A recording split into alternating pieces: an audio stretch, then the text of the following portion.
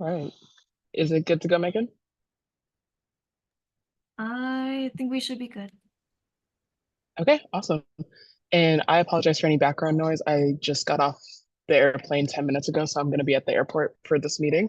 So let's go ahead and call this meeting to order at 7:06 p.m. Thank you all for being here. Really do appreciate it. We're going to go ahead and start with our agenda. So are there any amendments to our agenda? Go ahead and raise your hand.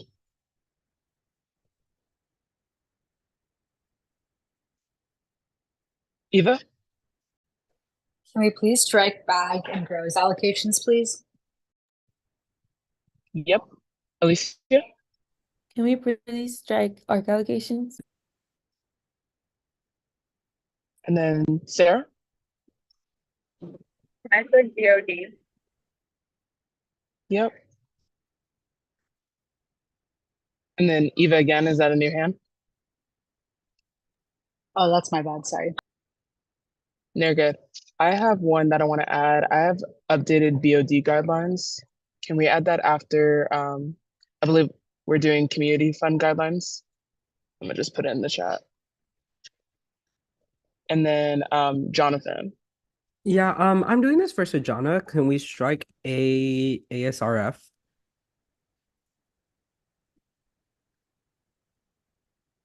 Yep.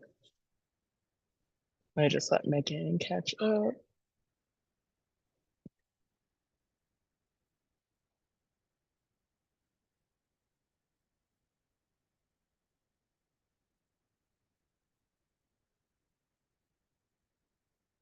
Okay. Any other amendments to the agenda? Wait, can we keep BOT? Because I had like two individual allocations that got left out last time. I was wondering if that's possible. Yeah, that's words. All right, thank you. Iris. And then Megan. I'm gonna add all the things that people sent me. Okay, cool.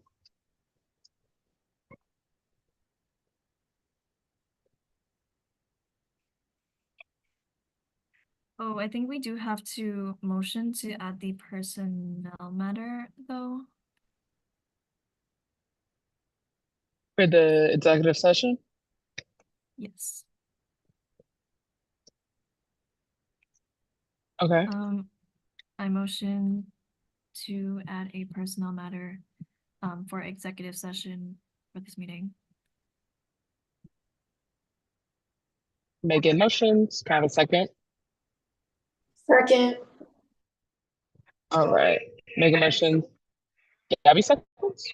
All very please raise your hand. All right. Please lower your hands.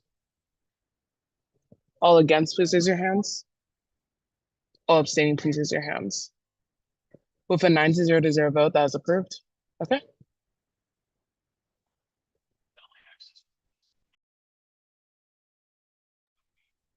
Do we have any other amendments to the agenda?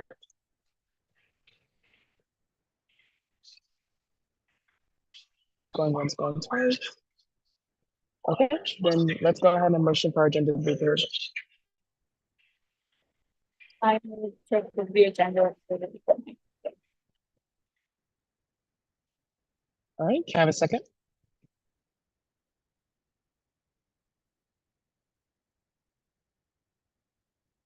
Is there Second. motions?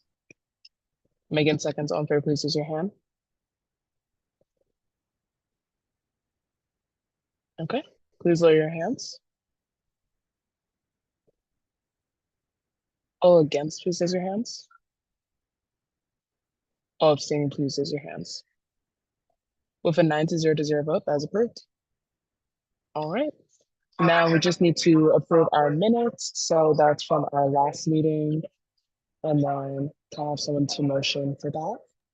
I motion to approve the minutes from April 2nd, 2024. Second. All right, Megan motion, Sarah seconds. All in favor, please raise your hand.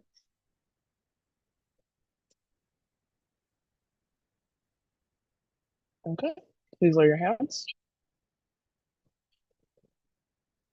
All against, please raise your hands. All abstaining, please raise your hands. A 9-0 to 0 vote, that was approved as well. Thank you. Okay. And that was the only minutes we had to approve, right? Or was there another one? There are no other minutes. Okay, cool. Thank you. Okay, so now we will transition into public comment. Just when in regards to public comment, do you remember our community guidelines? Give me 1 second. So sorry.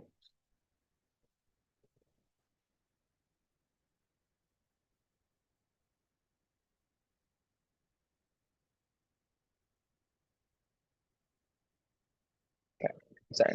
Things are slow with this Wi-Fi. So challenge ID is not individuals, gender inclusive and respectful language. Freedom of speech does not mean freedom from accountability. Each speaker will be given 2 minutes and the opportunity to speak once. And then please refrain from using dehumanizing language. With that, we'll go ahead and start public comments.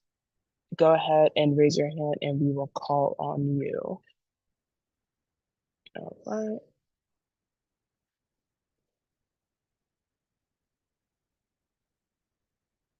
Okay, we'll go ahead and start with Clara. Clara. All right, hello, it's Claire from CalPERG. I just want to do some quick updates about what's going on with our chapter right now. So tomorrow is our spring quarter kickoff meeting. So we're super excited to launch. We're running all the same campaigns as last quarter, which I know we went over in detail at our overview meeting. And there's a lot of opportunities coming up for a lot of our campaigns. So we're super excited for this quarter to happen and to make the most of it. And then also I wanted to say that our federal lobby day is coming up next week. So 8 students from California are going to go to the Student Perks Federal Lobby Day, including 2 from UCLA. And we're going to be lobbying on a bunch of cool bills. So I just wanted to run through some of them. So we have a plastic pollution bill, which is about preventing these small plastic pellets from going into the water. We have the Recovering America's Wildlife Act, which is just like a standard conservation type bill. We have a Food Waste Act, which is around food date labeling and basically preventing good food from being thrown away too early. We also are going to be working on a Textbooks Act, which is around providing grant programs for free open access textbooks at universities around the country. And then last thing is our right to repair. There's several bills actually on this. So this is about essentially consumers' rights to be able to repair the things that they have bought. The most easy to understand example from the student perspective is devices like phones and laptops, but this is also a big issue in things like cars and especially agricultural things where the companies that produce them have a monopoly on fixing them, and it's just kind of unfortunate, requires you to end up buying new things. But yeah, that's what we're doing right now. Thanks for listening. I hope you guys have a good rest of your meeting. Appreciate it. Next, we'll be moving to Zoe.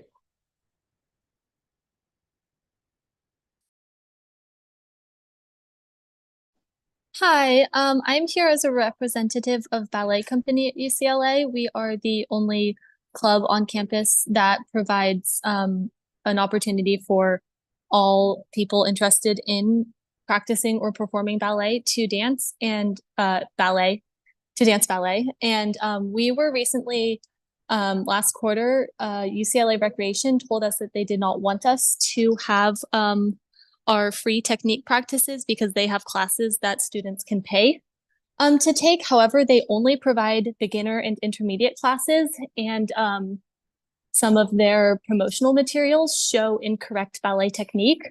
So we think that it is unfair for them to claim that it is a conflict of interest for us to dance at Wooden. Additionally, we do not think they should be allowed to just choose which clubs they like and which ones they don't. And so we are wondering what kind of protections exist for student clubs, because it seems to us that the way that they are dictating to us what we are and are not allowed to do at Wooden is unfair. We are adhering to all of the guidelines. We have membership requirements. However, they are not stringent. They are not, based on ability, because we want everybody who wants to have ballet be able to participate in an inclusive environment. And we are trying to promote accessibility to ballet, which has traditionally been a very an art form which has had a lot of accessibility issues in terms of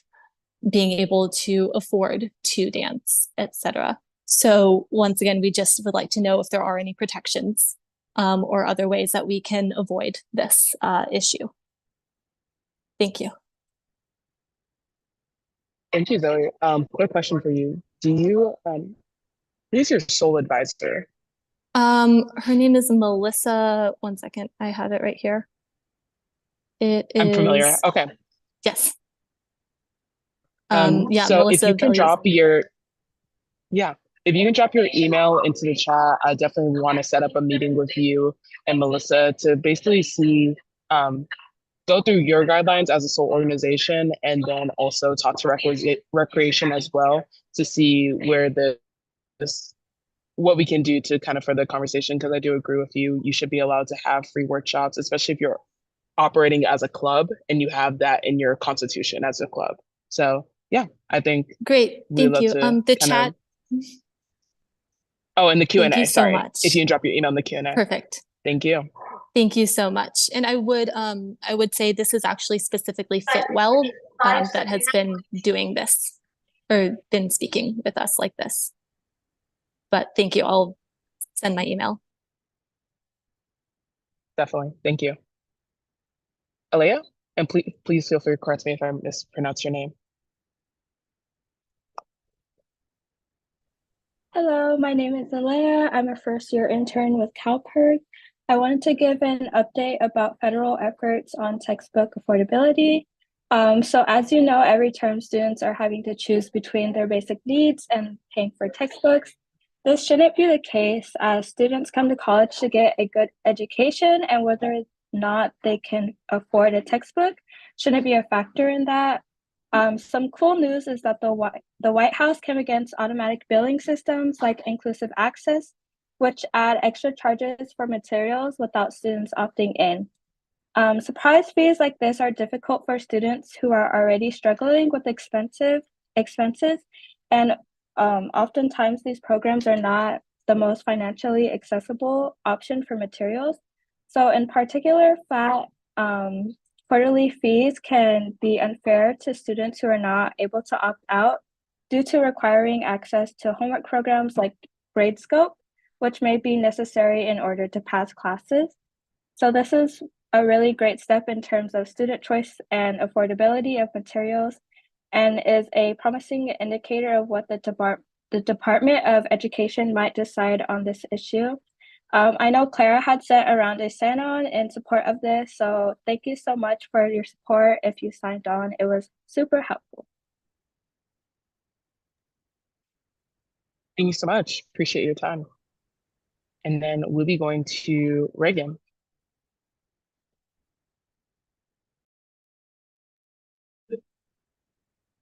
Hello. Hello, my USAC members and executive. Happy week 2, yay.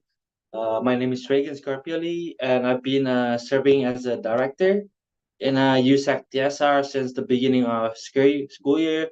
And during the recruitment process, the office offered me a stipend, which played a significant role in my decision to dedicate my job to USAC rather than pursuing other job opportunities. Even USAC offered me a lower pay. But now, after 2 semesters of hard work with more week ahead of me in this role, I find myself in a concerning situation where, despite promise, I have not received the promised stipend yet. And this uncertainty about my financial situation is weighing heavily on my mind. So, as your fellow Bruins, I ask you to imagine yourself in my position, as it's not easy to navigate financial commitment without the support we were promised. But a good news, I have a I have a really good news for all of you that Megan Harmon, the TSR is being really nice and doing a really hard work right now. She will be proposing the promised stipend for us, and this proposal could be a significantly remove the financial burden many of us, the director, are facing. So I kindly and deeply hope that all of you will consider and support the transfer student representative proposal for the USAC surplus. Accepting this proposal would not only honor the commitment made to us, the directors, but also demonstrate the care and support we have for each other as a member of the USAC community. So I look forward for your support. Go Bruins! Thank you. Thank you so much for coming. And yes, I definitely look forward to that proposal as well. And I think we would all be in agreement that y'all deserve definitely monetary compensation for the work that you've done this year. Okay. Anybody else for public comment? We're going to go ahead and close public comment at 7:21 p.m. Thank you all. All right. Going into funding, we're going to start with capital contingency. Lucy? Hello, I'll be proxying for Lucy. This week there will be no allocations for a capital contingency. I apologize for not striking earlier. Okay. And then contingency programming?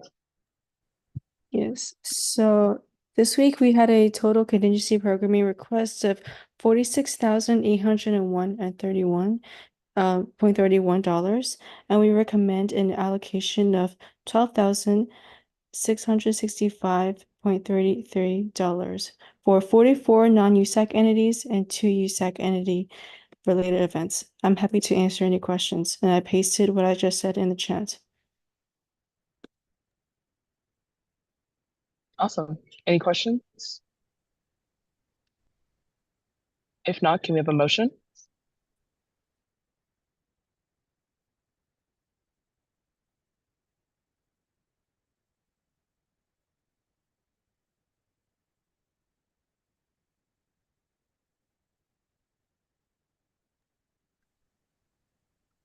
Anybody? I move to approve the contingency programming request of $46,000 or $46,801.31 for 44 non-USAC entities and 2 USAC. At 12,001. Oh, You sorry. guys said it's 12,001. Yeah, And good. the recommended allocation of $12,665.33 for 44 non-USAC entities and 2 non-USAC entities and 2 USAC entities related events. Oh my gosh. I second. All right, Mason motion, Johnson second. All in favor, please raise your hand. Okay. Please lower your hands. All against, please raise your hands. All abstaining, please raise your hands. All right, with an 11 to 0 to 1 vote, that is approved. Thank you. All right. Now going into SFS allocations. Cheyenne?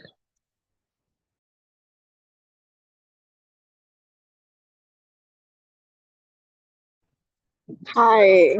Okay, so for SFS, we had a total requested amount of $6,543.97 and a total allocation of $2,650 to 3 non-USAC entities.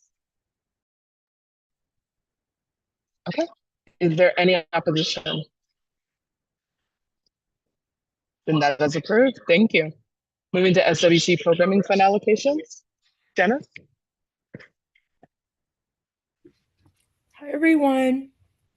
I'm so sorry, I was in the middle of a bite. This week, the SWC Programming Fund received one request for $750 from a USAC entity, and then $9,989.61 from 17 non-USAC entities. And we're recommending an allocation of $233.16 to the one USAC entity and $3,407.54 to the 17 non-USAC entities. All right. Is there any opposition? Then that's approved. Thank you. Now moving to, gross. Eva? I thought this was striked for my amendment earlier. Apologies. So no allocation. That's correct. Moving to AAC travel mini grant. Sujana? Sujana isn't here, however, I believe she provided me the number for the mini travel grant. Apologies, give me a second to pull that number up. Um, let me see. This is the travel grant, correct? Let me see. Sorry. Yes. Like I'm just verifying that Sujana sent me the numbers. Yes, okay. All good. So it is $7,080 with 82 cents to 5 individuals. Awesome. Okay. Any opposition there from folks? Then that is approved. Okay. TGIF, Novaya. Hi, Council. I'll be proxying for Nalaya. The Green Initiative Fund allocated $14,760.27 to one non-USAC entity, and I'll place that in the chat.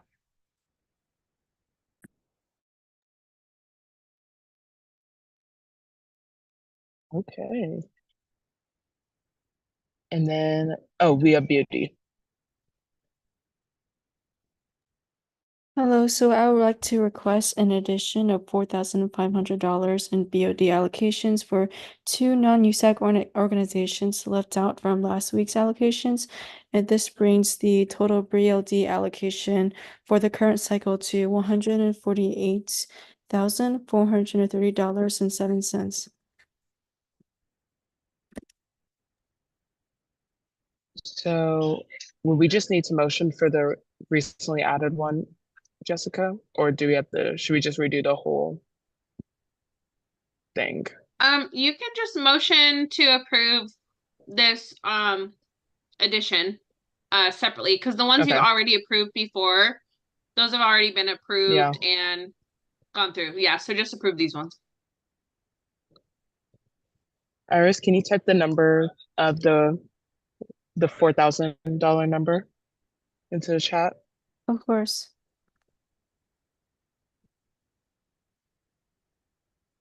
Does that work? Yep. And then can I have someone motion? I motion to approve Katie? the BOD allocation Oh. of $4,500 for two non-USAC entities.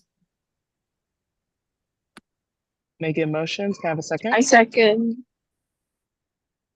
All right. Making motions, Sheen, seconds. All in favor, please raise your hand.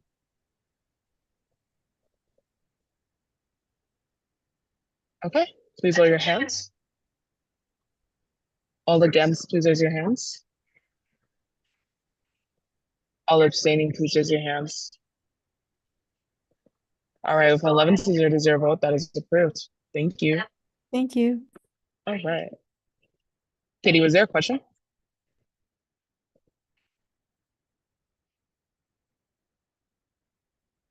Okay, I'm gonna keep pushing. Okay, so we have a special presentation today on the elections board updates. Okay, hi everyone. Sorry if my internet's kind of bad. I'm on campus right now. But for elections board, we finally have all of our candidates in. So I'm here to present to you all the final ballot. So let me see. Can I share my screen? Is that possible?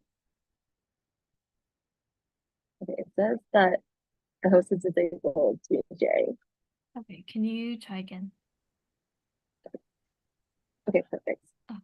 Okay, so here is the 2024 election ballot. So here are our presidential candidates, our internal vice president candidates, external vice president commissioners, community service commissioners, cultural affairs commissioners, facilities commissioners, financial support commissioners, student wellness commissioners, transfer student representatives, and then international student representatives. And then here's our one ballot that's on the ballot for this year, or one referendum that's on the ballot for this year. So just for full transparency for USAC to know what's running this year and who's running this year, this will be the final ballot that you'll see on my UCLA when voting happens. So if anyone has any questions, let me know. But okay, yeah, and I think that's all for election support updates. I think in terms of my staff, I just asked that I do get my staff appointed next week just because a lot of my staff are doing a lot of work at the moment because we're trying to catch up to the demands of election, especially because elections do kick off on Wednesday. It's technically Wednesday at 11:59, so technically Thursday, but candidates will then be able to kind of release their platforms on Wednesday/Thursday, so please keep an eye out. But that should be all, and let me know if you have any questions on elections. Don't have any questions. Just want to thank you for your work there. Megan, yeah, can we definitely try and expedite getting those appointments for next week? Yes. Yeah. Okay. Cool. Let's go ahead and do that. And any other questions from council members?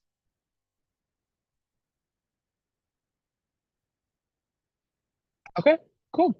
We'll also work on getting that budget transfer form for the elections board supplies to you as well. Just reach out to me and then we can get that squared away. Oh, perfect. Yes, that would be great. Thank you, Naomi. Thank you. Okay. Now we'll go ahead. I'm sorry. I feel like we were supposed to have another special presentation, but I feel I'm blinking. Oh no, never mind. It's later. My bad. Okay, cool. Okay, so we don't have any appointments. Now we'll just go into officer reports. I'm gonna keep it real brief. I just got back from Black Student Lobby Day in Sacramento, hence why I'm at the airport. I'm scheduling a meeting with the Bruin Parenting Scholars Leadership Team to talk about some initiatives that they have that they need support in, scheduled a quarterly meeting with the Academic Senate, and then basically just know my staff to finalize some spring initiatives. And we're interviewing our spring interns, which we have 22 that applied. And yeah, just some other things that are also on my written reports. I'll go ahead and pass it to Megan. I'm still in the process of doing the written report, but we met my IVP office met yesterday and we're prepping a lot of projects for this year or for the few weeks I have left in the term. But please repost the IVP Housing Relief Fund. It is posted on our Instagram and we did get allocated 75K. So please post it. I think I'll reach out to Sol to see if we can put it in the next newsletter. It is due May 7th, and then I'll be trying to send a mass email as well if possible.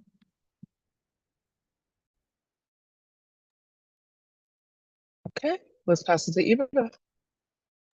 Hi everyone. The big ticket item for us this week is we're kind of firing on all cylinders for our UC Hill Day. We're sending 16 people to Washington, D.C. This weekend with other UC schools. And we have finalized our legislative agenda, and we're scheduling 12 meetings with different federal legislators. And we also separately will be meeting with both of California senators, Senator LaFonza Butler and Senator Alex Padilla. So really exciting stuff coming up. Otherwise, the rest is on the officer report. Katie. Hey everyone, all of mine are gonna be written today. Thank you. All right, awesome. Gabby? Is Gabby here?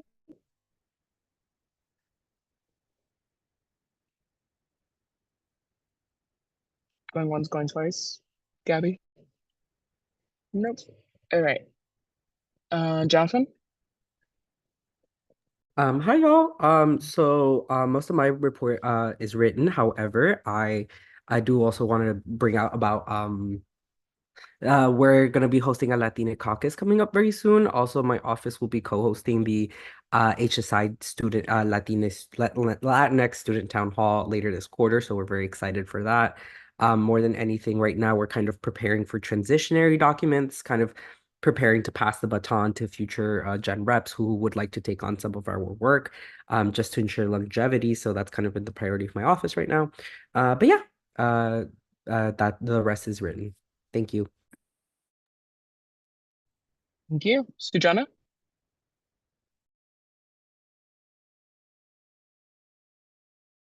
Sujana is not here. She did not provide me any updates to write, but I am going to say that she has them in her written report.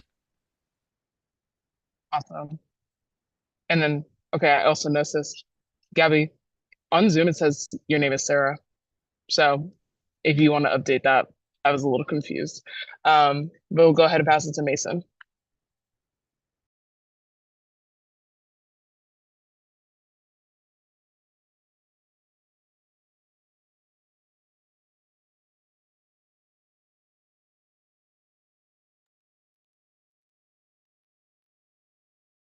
Mason there.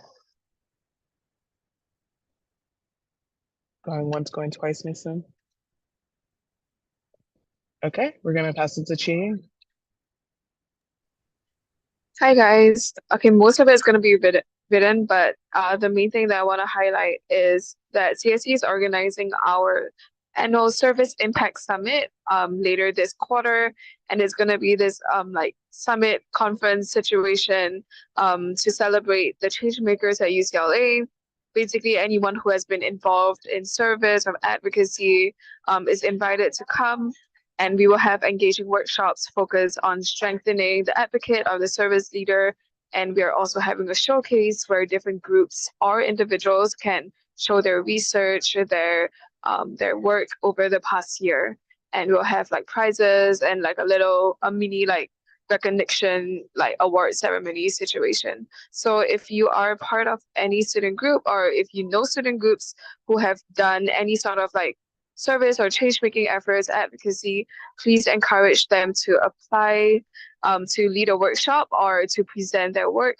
The links are on our Instagram, and it's going to be at Luskin Conference Center on Friday, May 24th. So yeah, I'm going to be talking about this a lot for the next few weeks, but definitely have to spread the word. And the rest will be in my written report. Thanks, everyone. Awesome. If you haven't already, I would definitely reach out to College Corps and see if they can host a few workshops, because I think they would definitely be interested.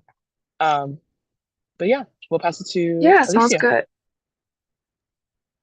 I still need to write everything down, but for now, I'll go through my events really quickly. World Fest Week is next week. It starts on Monday with kickoff. We will be doing a showcase on Latinx culture through historical appreciation. And we'll have vendors, with performances. They'll have art making with like airbrush and spray paint. That should be really fun. And on the next day, the 16th, the following day, we have something called Bruins in the Kitchen, and we will be doing that at the Tijuana Grills. And we'll be doing some cultural recipes with our World Fest cookbook that we'll present there as well. On the following day, Wednesday, we will be doing a collab with Word on Wednesday and ASA, the American Indian Student Association, and that will be in the art gallery. The following day, we'll be doing a collab with the Middle Eastern Student Association, also in the art gallery. And Friday, we will be doing a collab with ESA and NSA. We still need confirmation on our venue for that, so I won't say for now because I'm working on getting it. And on the Sunday of that week, we'll be having a DCT tour to the Fashion District and Santee Alley. And then more events to follow. Also on the 18th in the evening, we're working on confirming our 1520 flea, which is a flea market that our Hip Hop Congress series does in the spring. Also for Hip Hop Congress, we have set the date to reschedule our film and panel to May 1st, so we're working on that.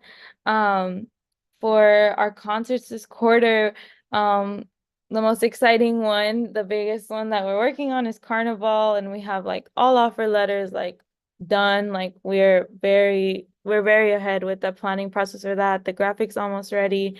And CSA is working with us to get all the dancers, all the vendors, and other details for the carnival ready. We're working on getting our food permits for the food we'll be having. We're having Jamaican and Trinidadian food.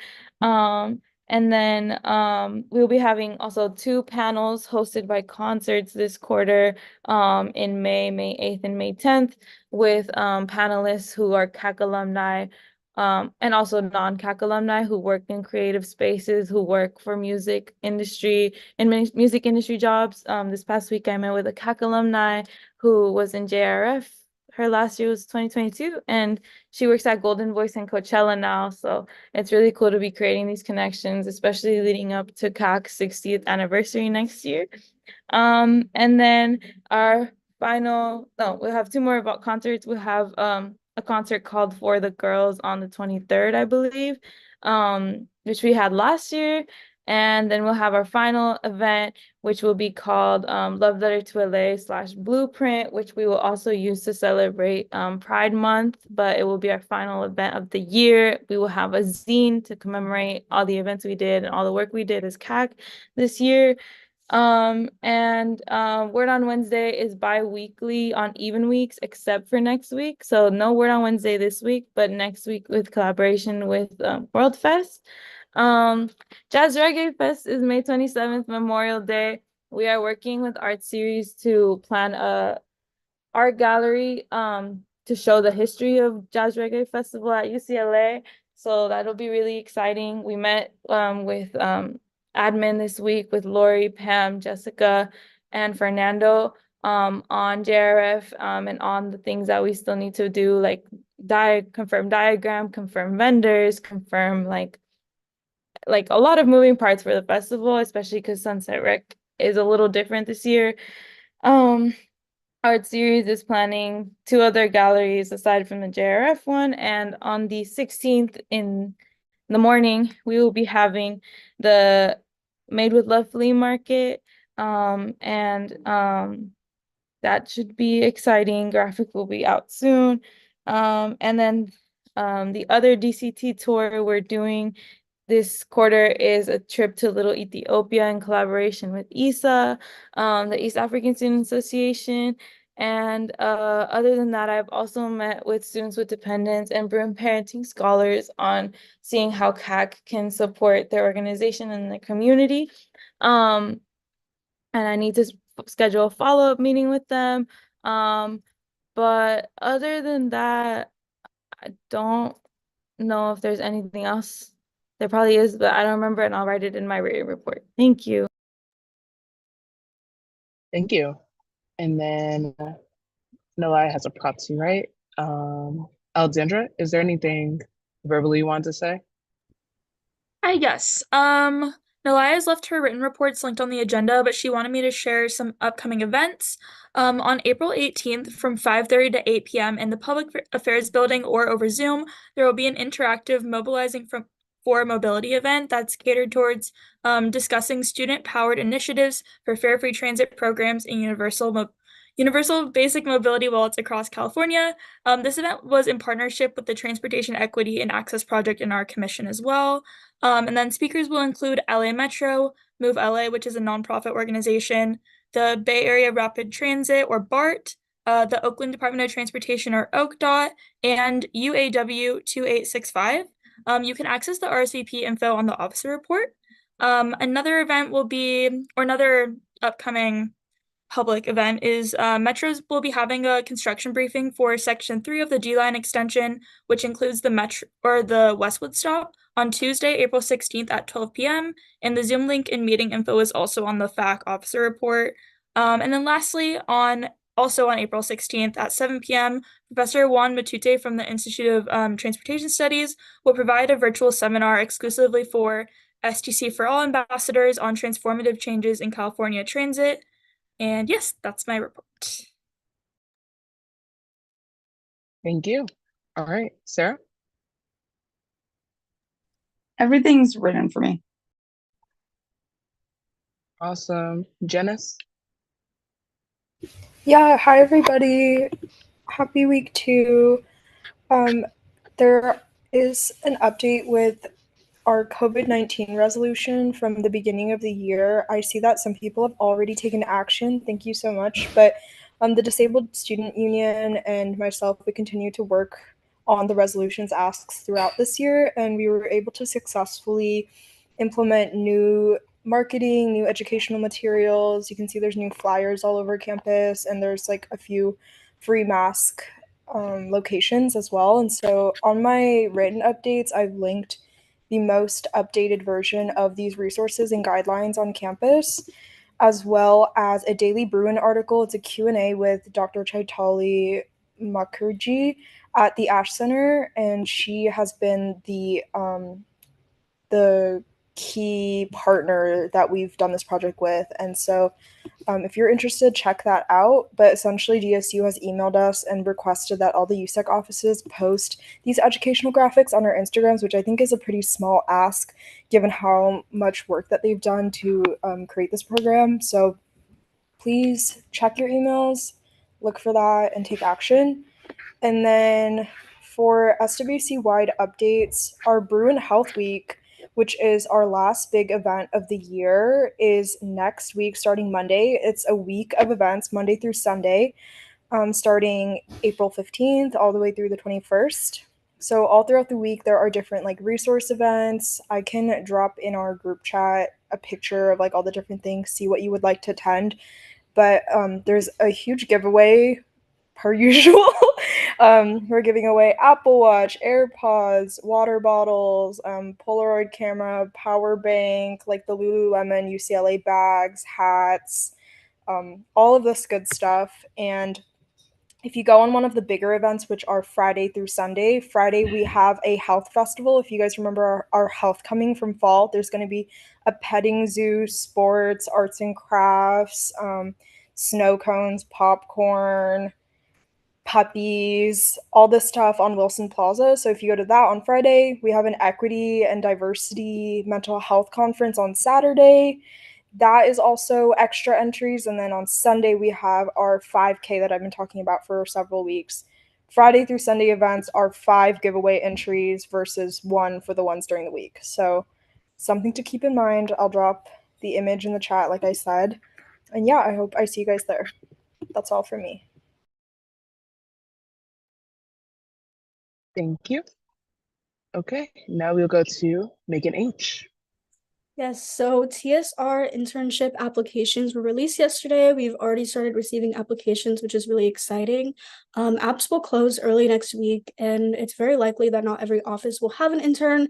If your office is selected, you will receive an internship guideline with just like expectations for the interns. That was created by my director of internships. Also last week, I participated in an Instagram takeover for the Center for Community College Partnerships, which was a really great experience to connect with prospective transfers and current transfers.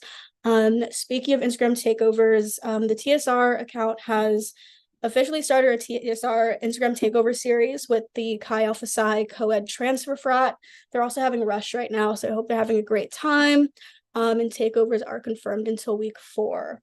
We also have a fundraiser with Honey Crush and Westwood, which is on April 19th, the same day as the Transfer Stomp Conference, which TSR will be in attendance at. I also want to recognize that a Daily Bruin article went out the other day announcing my appointment, and I just want to say thank you to Jonathan for the support in the article. And that is all for tonight. Thank you.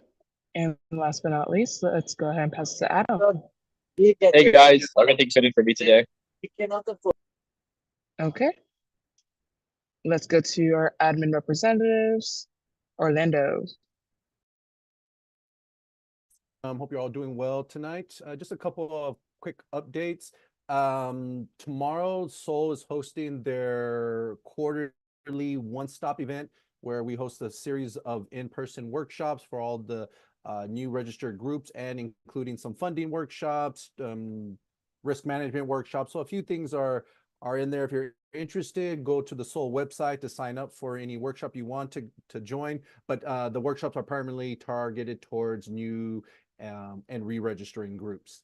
And then secondly, I just want to give you a quick update just because I was mentioning it here so often. The UC Student Regent has moved on to the next phase, and our very own GSA EVP, Sonia Brooks, has moved on. I just wanted to share that with you all in case if you do know her, congratulate her and encourage her as she moves on to the next step. But that's all I have.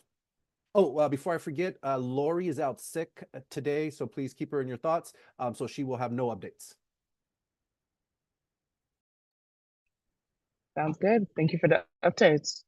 All right, Jessica. Hi all, just a couple quick things.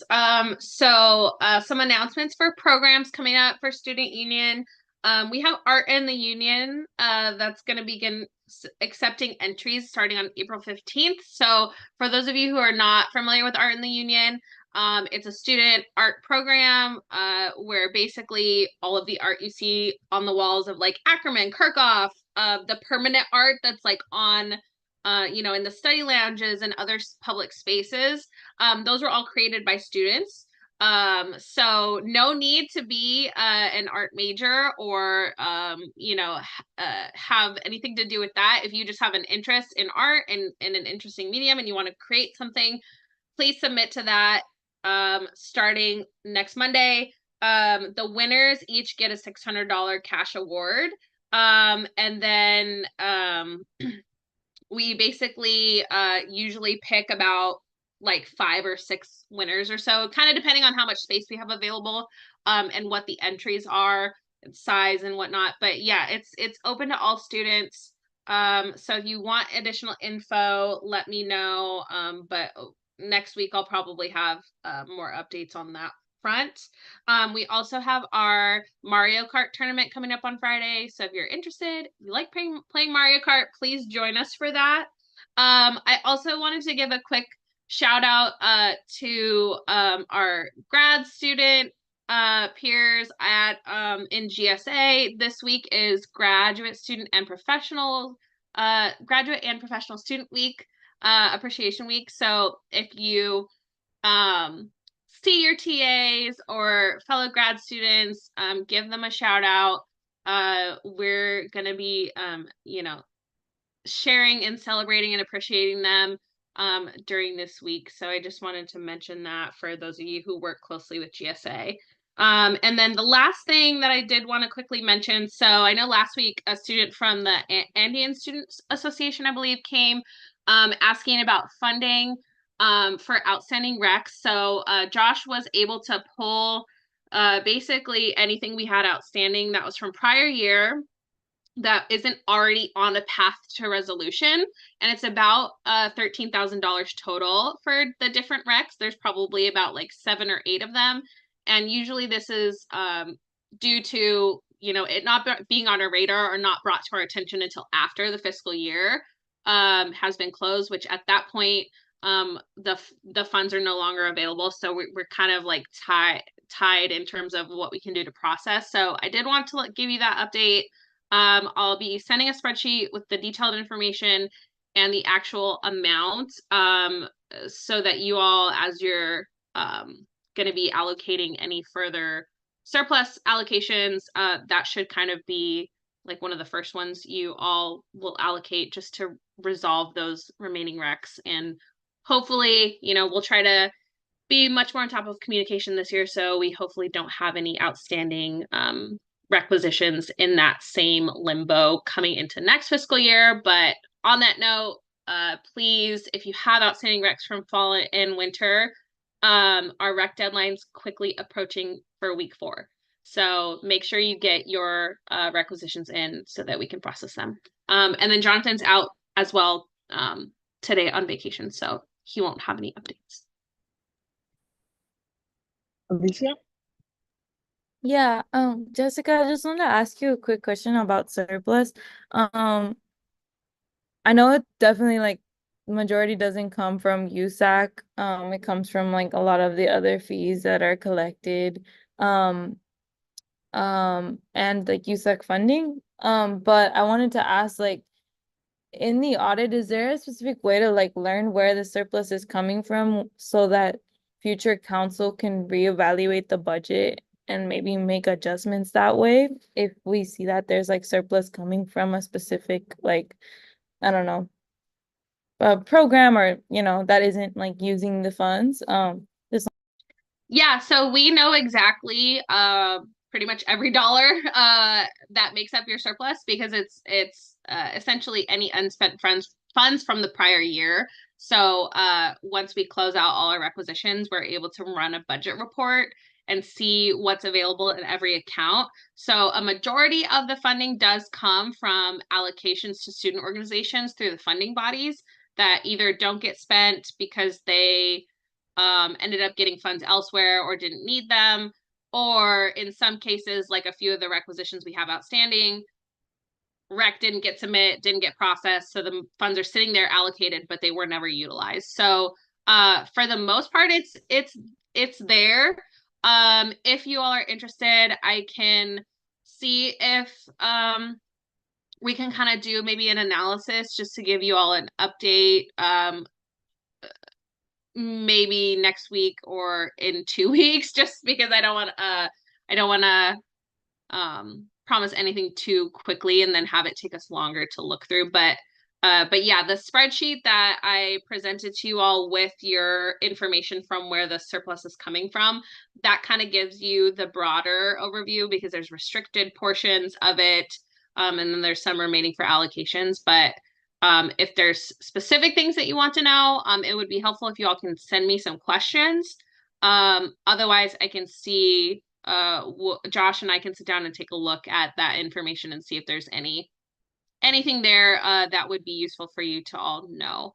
But yeah, pretty much every year there's always some remaining funds because it can't get fully allocated. And I will also clarify, so any student fee referendum that goes to departments, we send that money over via check and it doesn't come back. So this is all money that's like within USAC, either offices or under funding bodies that have been allocated. So like when we send AAP their check for their student referenda fees, they have the funds under their purview. They don't send that money back to become USAC surplus. So I also want to clarify that as well, that any of your dedicated referenda that go out, they don't return in that sense.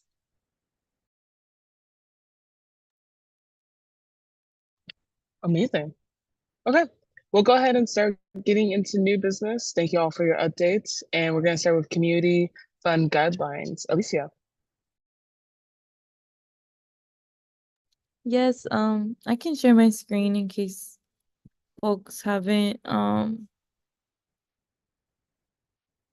through them, but they're pretty similar to Arts Restoring Community. The same like guidelines and the same funding limits that were announced during my surplus proposal. So $2,000 to the organization and $200 to the leader of that project. The guidelines are same as follows as Arts Restoring Community Fund, emphasizing transparency, holding hearings, having eligibility, what we can fund and what we can't fund. So food, if it's not cultural, retreats, banquets, and all retroactive events, and t-shirts. And yeah, just having a little walkthrough. These are the deadlines. Does anyone have any questions?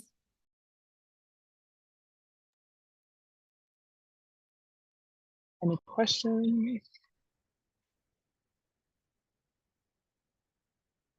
Okay, I think this is good. Can we have a motion?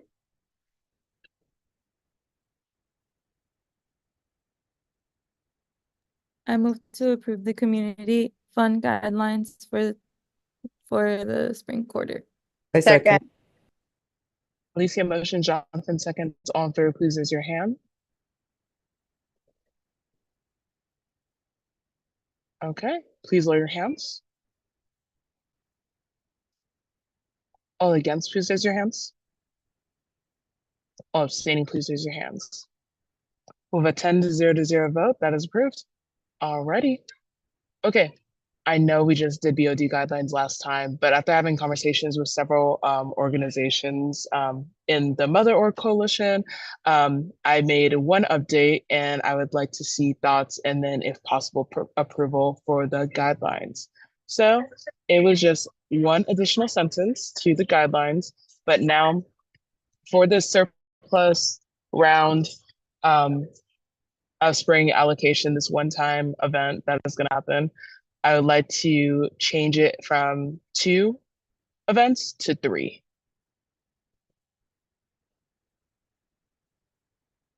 Let me just put 3 times.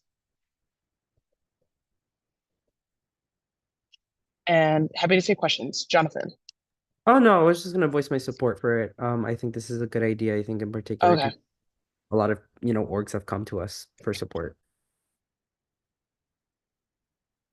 Yeah. Especially because most mention like them having like 3 separate projects that are like in the spring. And yeah, I thought that would be a good idea. Any other thoughts, questions, concerns? Okay. Can we get a motion? I move to approve the updated BOD guidelines. Or second. Sarah motions, Alicia seconds. All fair, please raise your hand. All right. Please lower your hands. All against, please raise your hands. All abstaining, please raise your hands. All right, with 11 to 0 vote, that is approved. Thank you all, appreciate it. Okay, next we're gonna go into our first surplus proposal presentation of the night, which is gonna be from our TSR, Megan H. Thank you. I'm going to go ahead and share my screen to get started with this. Alrighty, can everyone see my screen relatively okay? Perfect. Okay, so apologies in advance if anyone can hear my cat meowing in the background. She's fine, just dramatic. Okay, so moving into the TSR surplus proposal, the first one is for director stipends. This is really important for our office because, as mentioned by my director earlier, the directors have been working since fall quarter without pay, which is one, completely unacceptable. It's not their faults, and it's just really sad all around. So this stipend would go toward my team of directors who assist with all the managing, programming, the fundamental work of the office, the events you guys see. They do so much of it. So this stipend is actually a lot less than what we would like to pay them, but it would help to maintain the retention of our directors, support them, and just put less financial burdens on the TSR office in our short time together. So what we are requesting is $15,000 in USAC surplus funds to offer appropriate stipends for the directors. We have a total of 15 and we're requesting 1,000 per person. I know that's not typical, so I will explain it in the next few slides. So why 1,000 per person? So yeah, stipend requires a minimum of 40 per week. Those are the dates of hiring, and then minimum amount is 580 per quarter. As mentioned, these directors have worked without pay last quarter and the quarter before then. Other forms of payment other than a paycheck are not really desirable or fair to them.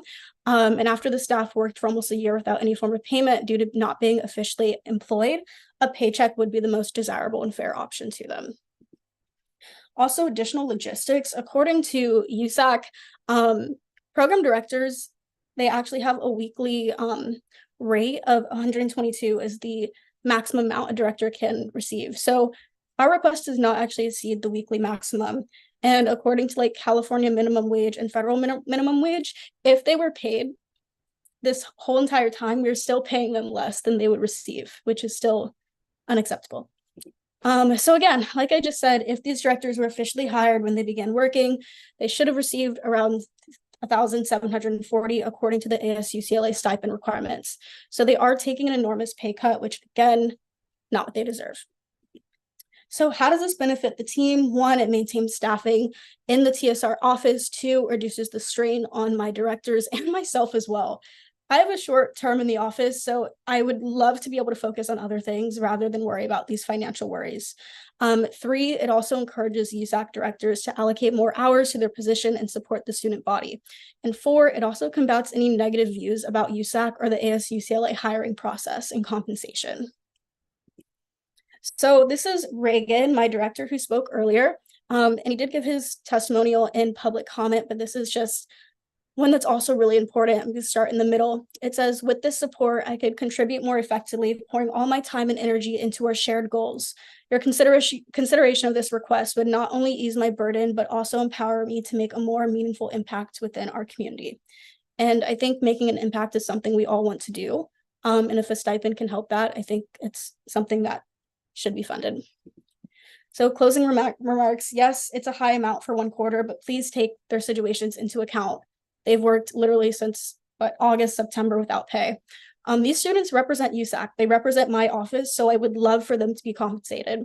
These directors have already made remarkable impacts on the student body through the work they completed in fall and winter. Transfer Pride Week in the fall quarter is an example of that, and we are planning a lot of events this upcoming quarter or this quarter. So I would love to keep all of them on board. They deserve appropriate compensation and they deserve to have a less financial burden. And thank you. That is the end of this proposal. Thank you. I'm gonna keep it to the same kind of regulations we had last time of the 4-minute proposals, or yeah, 4-minute proposals, and then 2 or 3 questions from council members. So we'll go ahead and open it up for questions. Any questions from council members? Janice. Hi, I was wondering how many hours a week you would estimate your staffers spend on their work, and I think it sounds like you're trying to give them 1,000 across the board. Do they all do an equal amount of work? Yes, that's an excellent question. I would say, honestly, yes, everyone does, at least how I've been operating the office, everyone does a fairly equal amount of work.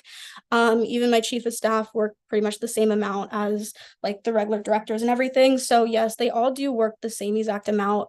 They all are working pretty much on either the same projects or very similar projects individually.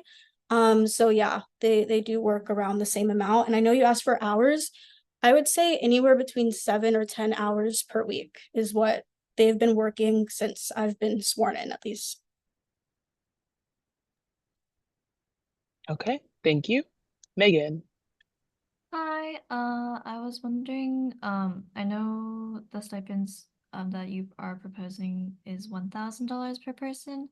I was wondering why you increased it from the amount that the rest of the non-referendum stipends are asking for their directors, because I think the last presentation that we proposed earlier 2 months ago was $550. Yeah, I actually I did use that proposal to kind of take inspiration. So yeah, I think it was a little higher than 550, but less than 600. So the reason I'm raising it is just because, again, if these directors were officially hired in the fall quarter, they would have received a higher compensation than what I'm even asking. So even though USAC, because they weren't officially hired, won't do back pay, I feel like this is probably the fairest thing I can do for them, is to say hey, you know what, it's gonna be 580 plus the 420. And that's kind of how I just wanted to make it a very simple number. So I went with 1,000. And that's the reason it's raised, just because again, they didn't receive any, not a single dollar, penny, anything. And they've been so committed to the office since fall of last year. I hope that answers your question, by the way. I think it's like, I don't know. We can do a larger discussion later, but none of our directors for the non-referendum have been hired since fall either.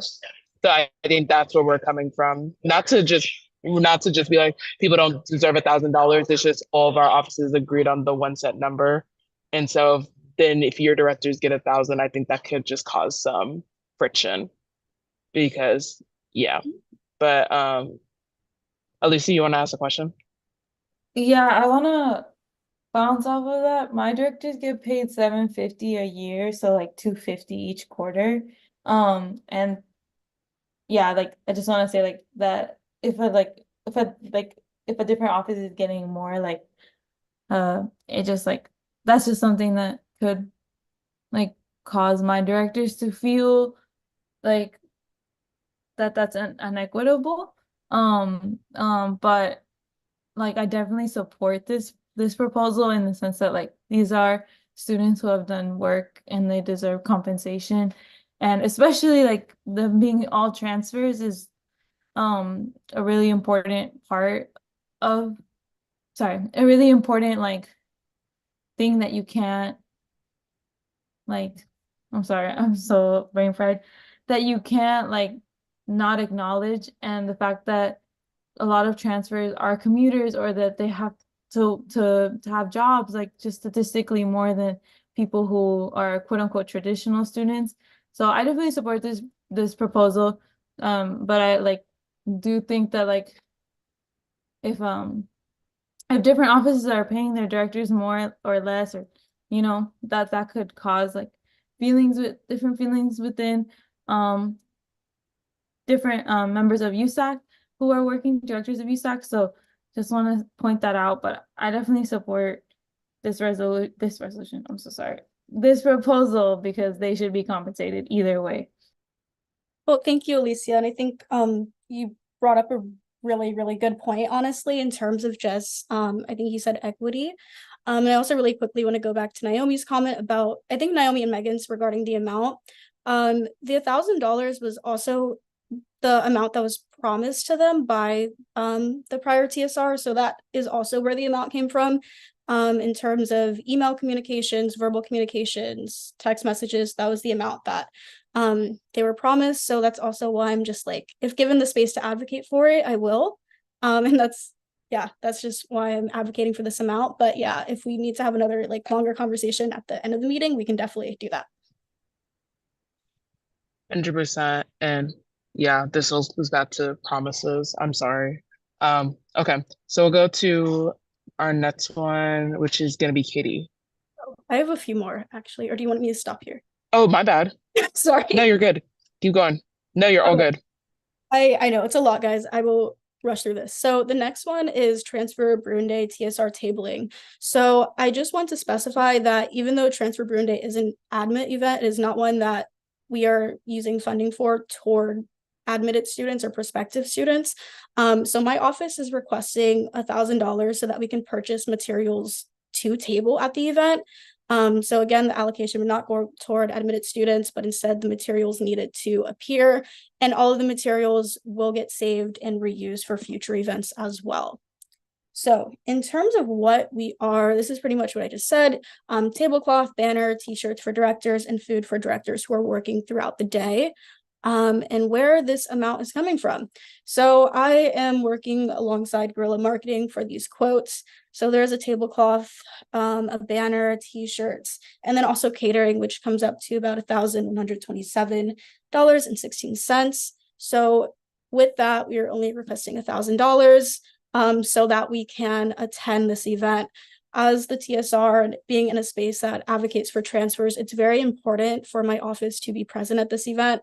And as a reminder, like this is not for admitted students, this is just for us to attend. And again, purchase materials can be reused. Thank you. Thank you. Any questions from council members? Eva. Are you planning on reusing the shirts as well? Or just like the tablecloth for tabling? Everything would get reused besides like the food, of course. So yes, the shirts are like for my staff who are tabling throughout the day, or just making appearances at certain events throughout the day.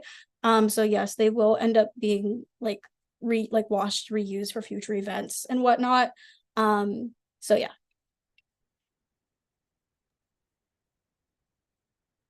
Okay. Any other questions? All right, if not, please continue. Perfect. We have 3 more and then we're done. Okay, so Transfer Appreciation Week. This is an event that my office is hoping to host. It's a week long of programming where each day will be a little different, and it's a different aspect of student wellness and well-being.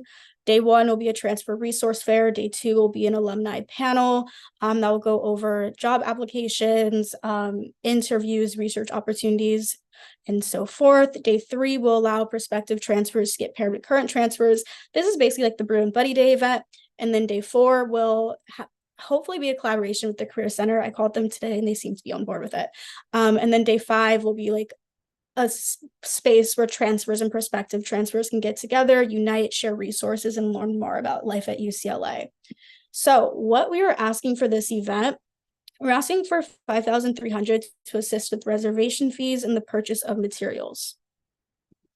So basically what I just said, and then why this amount. So this, again, working with guerrilla marketing, we're looking at TSR bottles, name tags, business cards, stickers, and journals.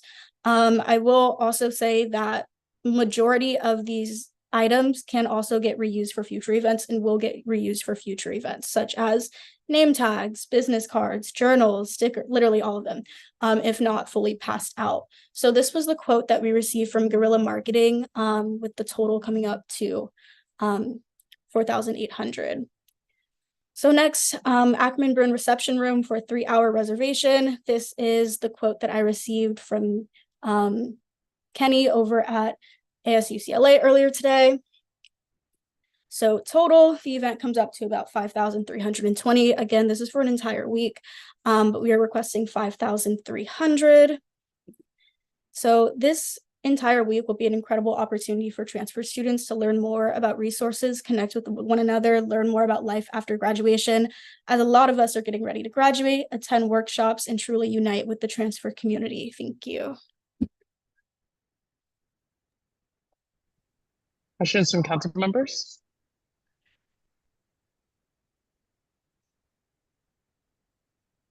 Going once, going twice. Eva.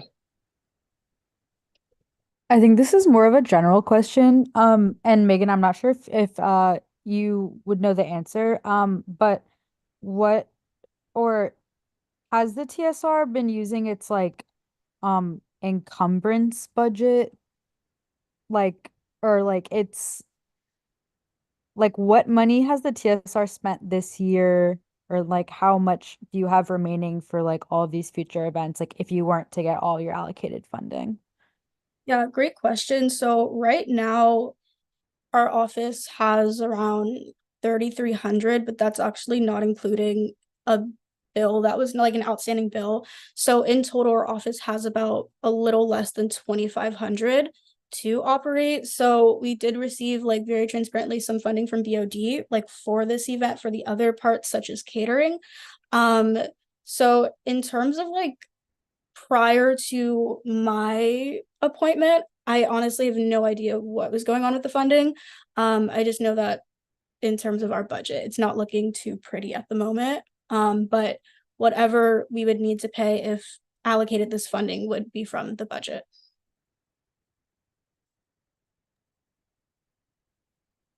Okay. Any other questions? Eva, you have another one? Oh, wait, that's my bad. Sorry, I forgot to lower it. All good. All right, go ahead and continue. All right, second to last one, everyone. So transfer graduation materials. Disclaimer, this is not a transfer graduation, it's just materials for transfers to graduate. So my office would like to purchase materials to support graduating transfers. As transfers, we spend years, just like freshman admins, working to transfer or get into a 4-year institution. After reaching our goals, we only have 7 quarters left here, and they go by incredibly quick. I believe it's very crucial to acknowledge the transfer community is celebrated for their journeys, and it's also just like important to assist transfers with certain resources such as professional grad picks and graduation cords. Graduation is not easy, as I know a lot of you know, and it's something that definitely should be honored. So summary of request. I'm actually going to this slide. So we are requesting $23,800 in USAC surplus funds to offer transfer students various items needed for graduation, such as professional pictures and a graduation package. So I've been speaking to Willa, who is a photographer at UCLA, or alumni of UCLA. Willa was recommended to me by Sarah Moe in the Transfer Student Center. So our goal is to bring Willa in for a pop-up event for the Transfer Student Appreciation Week and the Transfer Student Graduation Celebration. We want to make sure to provide portraits to students that demonstrate high levels of need that aren't able to afford these portraits otherwise.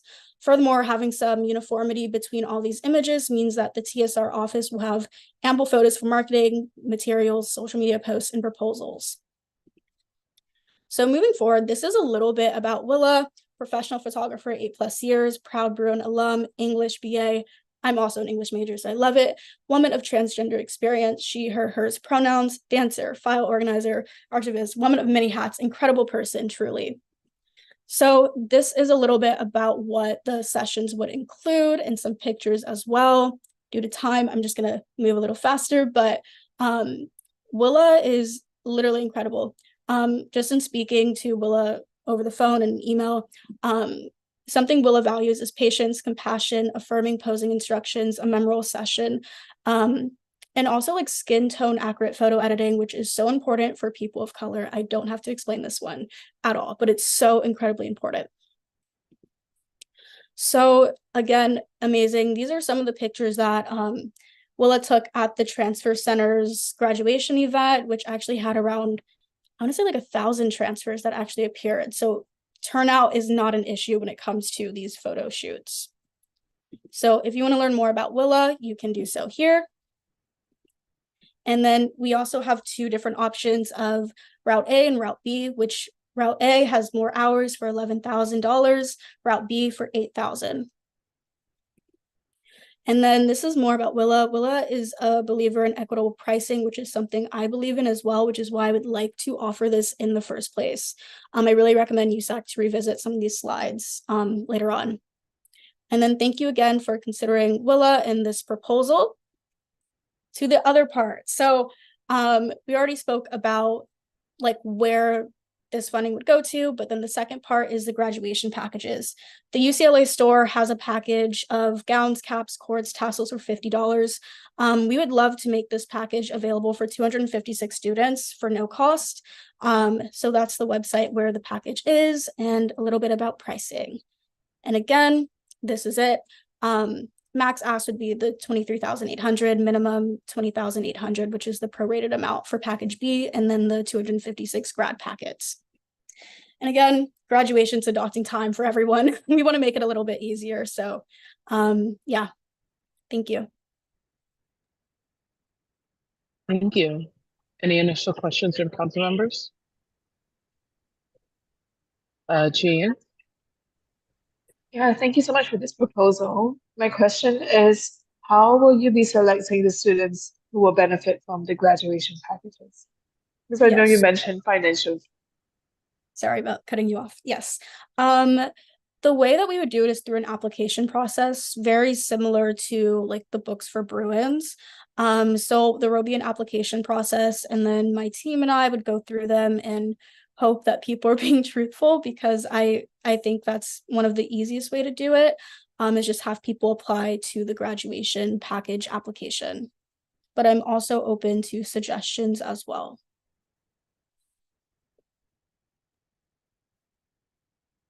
Any other questions? Jenna? I just wanted to express my support for this proposal. As a graduating senior this quarter, figuring out like photos and stuff like that is pretty stressful, and I'm really grateful that like financial barriers are not like preventing me from being able to like celebrate myself in this like special time. And so I think this is a really cool idea that you can offer this to students for free. Yeah. Thank you. Okay. Okay, go ahead to the last one, I believe. Yes, we've made it, you guys. All right, so my fifth and last proposal. So this event is a transfer staff appreciation night where we would bring student staff who are either transfers or transfer allies, so even all of you, transfer allies, together for an appreciation night. And we would also allow students to invite like their favorite faculty member.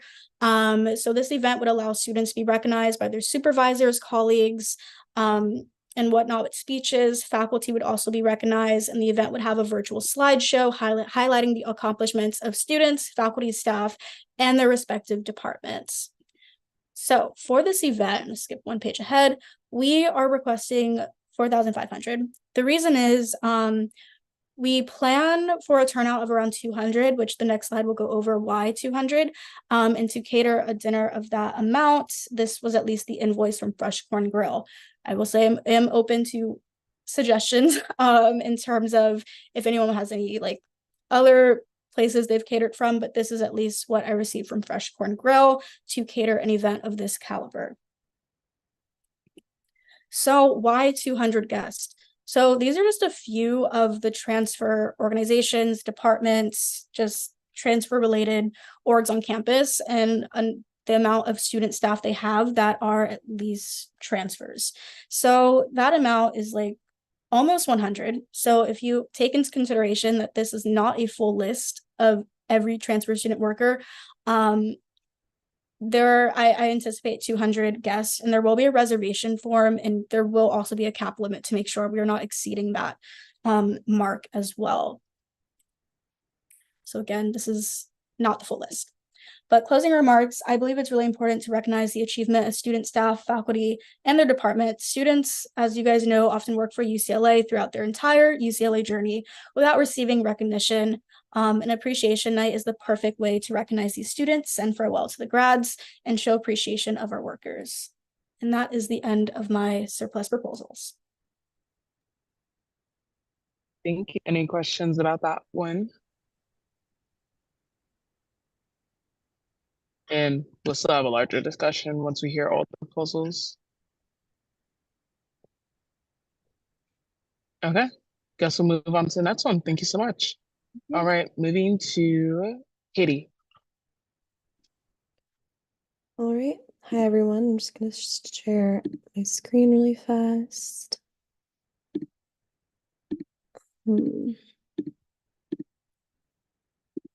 Sorry, my computer is not working. Let me try to fix the settings and I can go after the next person, if that works. All right. Yeah. So that'll be Gabby.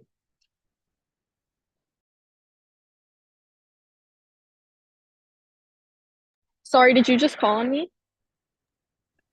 Yep. Okay, perfect. Sarah, is there any way you can share my slides?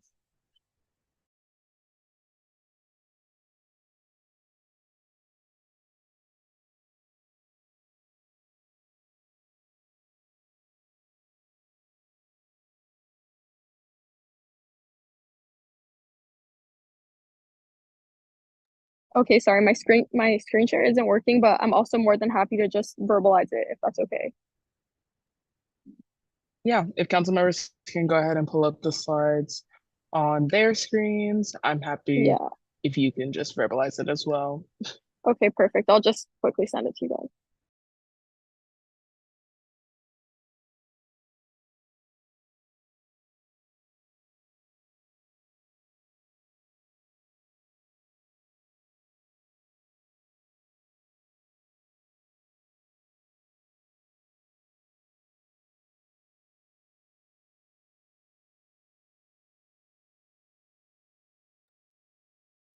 Okay, so I'll begin.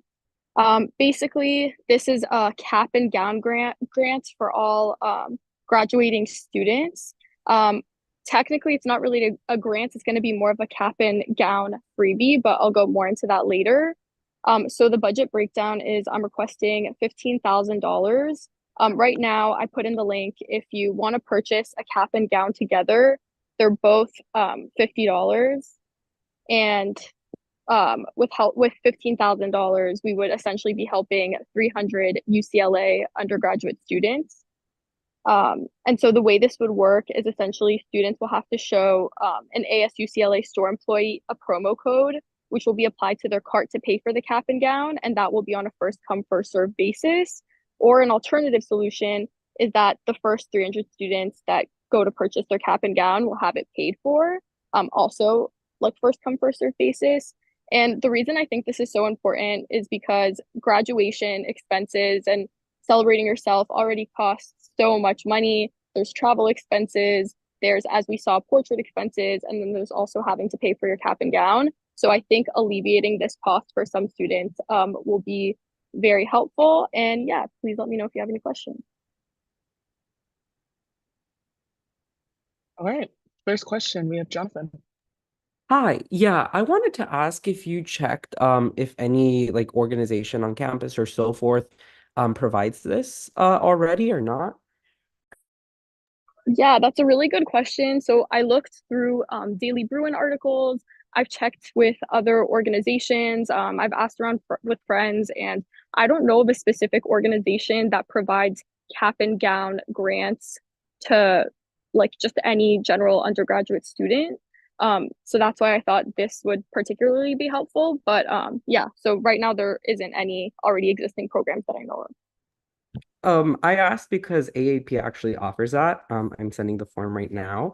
They offer it to all AAP members, and since AAP members are, students who are normally disadvantaged or have some other concern, I think that, students who would most benefit from this already have a source through AAP. Okay, yeah, amazing. No, thank you so much for sharing. I still definitely think this can be helpful, but I appreciate you dropping that link. Okay, we'll go to Janice. Yes, similarly, I was gonna highlight that I'm pretty sure cap and gown rentals are also an option. Yeah, that's all.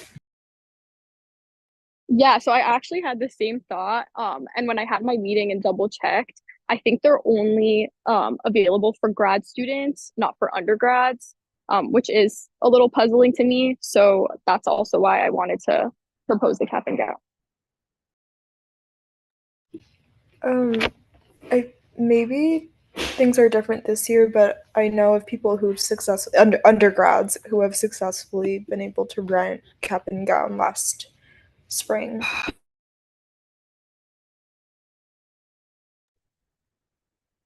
Okay, Megan. Okay, yeah. Also, I just want to give a little insight to the AAP thing because I'm actually their admin assistant over there. The AAP graduation, like cap and gown rentals they do, students are not allowed to actually keep their gowns. They have the opportunity to keep their caps, of course, because of like sanitary purposes and hygiene, but they aren't allowed to keep their gowns. And I don't know about you all, but I feel like being able to actually keep your gown from graduation and look back on it is really important. I still have my high school graduation like outfit, like I'm looking at it right now. So like that was years ago. It's so meaningful, it's motivational, and I think it's really important that students should actually be able to keep the outfits they're graduating in. But yeah, I just want to voice my support for this. Okay. I appreciate Alicia? that. Thank you. Yeah, Perfect. um I think that if you haven't consulted with financial aid too, I feel like that could also potentially be an avenue for getting them. And then as a previous UCLA store worker who would help fulfill graduation orders for like caps and gowns and stuff, there you could return them. And I just feel like me personally, I'm just a different person. I just don't think I would have the need to keep mine. Um, so I just don't know how like the student body overall, like what would be like people's need for this, in like in comparison to like housing relief and other like more immediate needs that students always advocate for USAC to like fund. So that is my only concern with it. And yeah, the fact that AAP has resources and AAP helps a lot of marginalized communities with resources. I just think that the resource does exist and there are avenues for students to have access to it. I think that it's just I don't know if we should fund it. Sarah? Hi. I just wanted to voice my support for this just because one, I think if I want to second what Megan said, that if students like personally it would be a big achievement for me to keep my cap and gown, and I don't think if like we should be able to, if we have the opportunity to lessen that financial barrier, I think we should take it. I think it also follows a similar line of logic for those who support like the Megan's proposal, which I also support for graduation photos. Like while you can get maybe like a friend or another student to take photos at a significantly less cost, like having a graduation photo or keeping a cap and gown can be very important for some students. And so therefore, if USAC has the opportunity to help in that regard, I think we should take it. All in all, the proposal also is not for that much. Like it's for $15,000. So it's like not a huge sum of money, but can have a significant impact on students. Okay. Amazing questions, y'all, and comments. I guess I'll say it now because I might as well. I think we could definitely do like a compromise, especially because there's already a proposal for also funding caps and gowns, but also the photography as well. But we can get into that later. But I think we should try and target the most in need. So maybe having like the Google form, asking kind of questions that maybe we're asking in the commuter parking permit kind of application to find out what's the most need. Like, hey, are you working a part-time, full-time job? What scholarships do you receive? Blah, blah, blah, blah, blah. Especially as Megan H is saying in the chat that AAP doesn't have that many gowns. And then maybe what we do is like at the end, people that like want to like give their gown back, like they don't want it, they can have that option. And then I see it like turning into like how FSC does the lab coats per year. I see it turning into a program like that. But I do see the need. And yeah, I think we can talk about it more full out later of like different ideas. But I think there's definitely a need for like, yeah, like and even combining it and making sure. Oh yeah, I agree. I think that'd be good to make sure a certain amount of transfers are guaranteed to get that. So yeah, we have ideas. We can do this. Okay, cool. Katie, are you ready? Or do you want to go Jonathan first? Yeah, it should work now, hopefully. Okay, go ahead. Okay, can everyone see my screen? Okay, so I'll be presenting for the BOD programming fund surplus proposal. So just background on BOD, although we already had a previous proposal on it, the board directors programming fund aids in the costs of events organized and hosted by officially registered student organizations. And although we just made an amendment to this, eligible organizations can now apply a maximum of 3 times per quarter, with a max of $5,000 per application per organization. So I want to give some stats on what we have so far this quarter for BOD. So we had 95 applications this spring quarter with a total of about $630,000 requested. And we were able to allocate 71 of those organizations. And that put us at a total of 148,000 that was allocated. And so not only did this only fund 23.5% of our requested, not only did we only fund 23.5% of our requested funds, but we also only funded, I think, 3 or 4 organizations fully. And that was only because they applied for like less than 2,000. So in general, we just have a lot of need and a lot of want, but not able to fully support these organizations. So our current BOD funds right now, we have a balance of $61,569.93 to allocate for the rest of this year, give or take. However, the large amount that was already requested previously this quarter, over $600,000.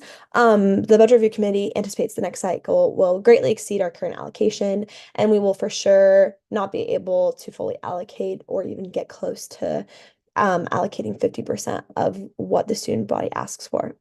So therefore, requesting $120,000 in USAC surplus funds for the upcoming BOD cycle. And I'll get into why we believe that funding BOD, the 120K, is important. So why fund BOD? Well, in order to best serve our diverse student body, BOD requires those proper funds. And considering that BOD allocations span across hundreds of unique student projects and communities, Further BOD funding will benefit all of UCLA. I mean, just sitting in on a couple of hearings every single quarter, or actually in dozens and dozens of hearings every single quarter, you can definitely tell that there's just so much diversity in who applies to BOD.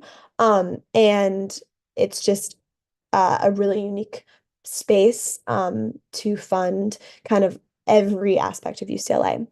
Additionally, clubs that wanted to be funded by surplus but did not receive funding, the about 24 clubs or so that didn't receive funding, will be applying again. So we need to have additional funding to meet their needs. Most of them were not funded because they missed their hearing over break, because we held the hearings over spring break. So we want to make sure that they get an equal chance to receive their see their funds, and so they'll definitely be applying again. So we're going to be getting additional applications as well as applications we already received. So that additional 120K of surplus funds will be able to guarantee that BOD will be able to fund more of the student organizations. Once again, I don't think we'll be able to fund most of, like, even all of them, but the more the merrier, because BOD is really important and it's very unique and diverse space. So thank you so much. And if anyone has any questions, let me know.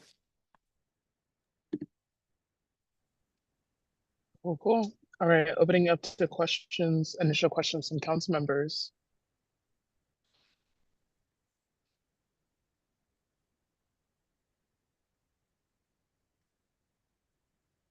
Going once, going twice. Okay, we'll go ahead into our last surplus proposal presentation of the night, which is going to be from Jonathan. Hi everyone. Please forgive the noise and so forth. Let me present really quick. Give me a quick second to get that presentation going.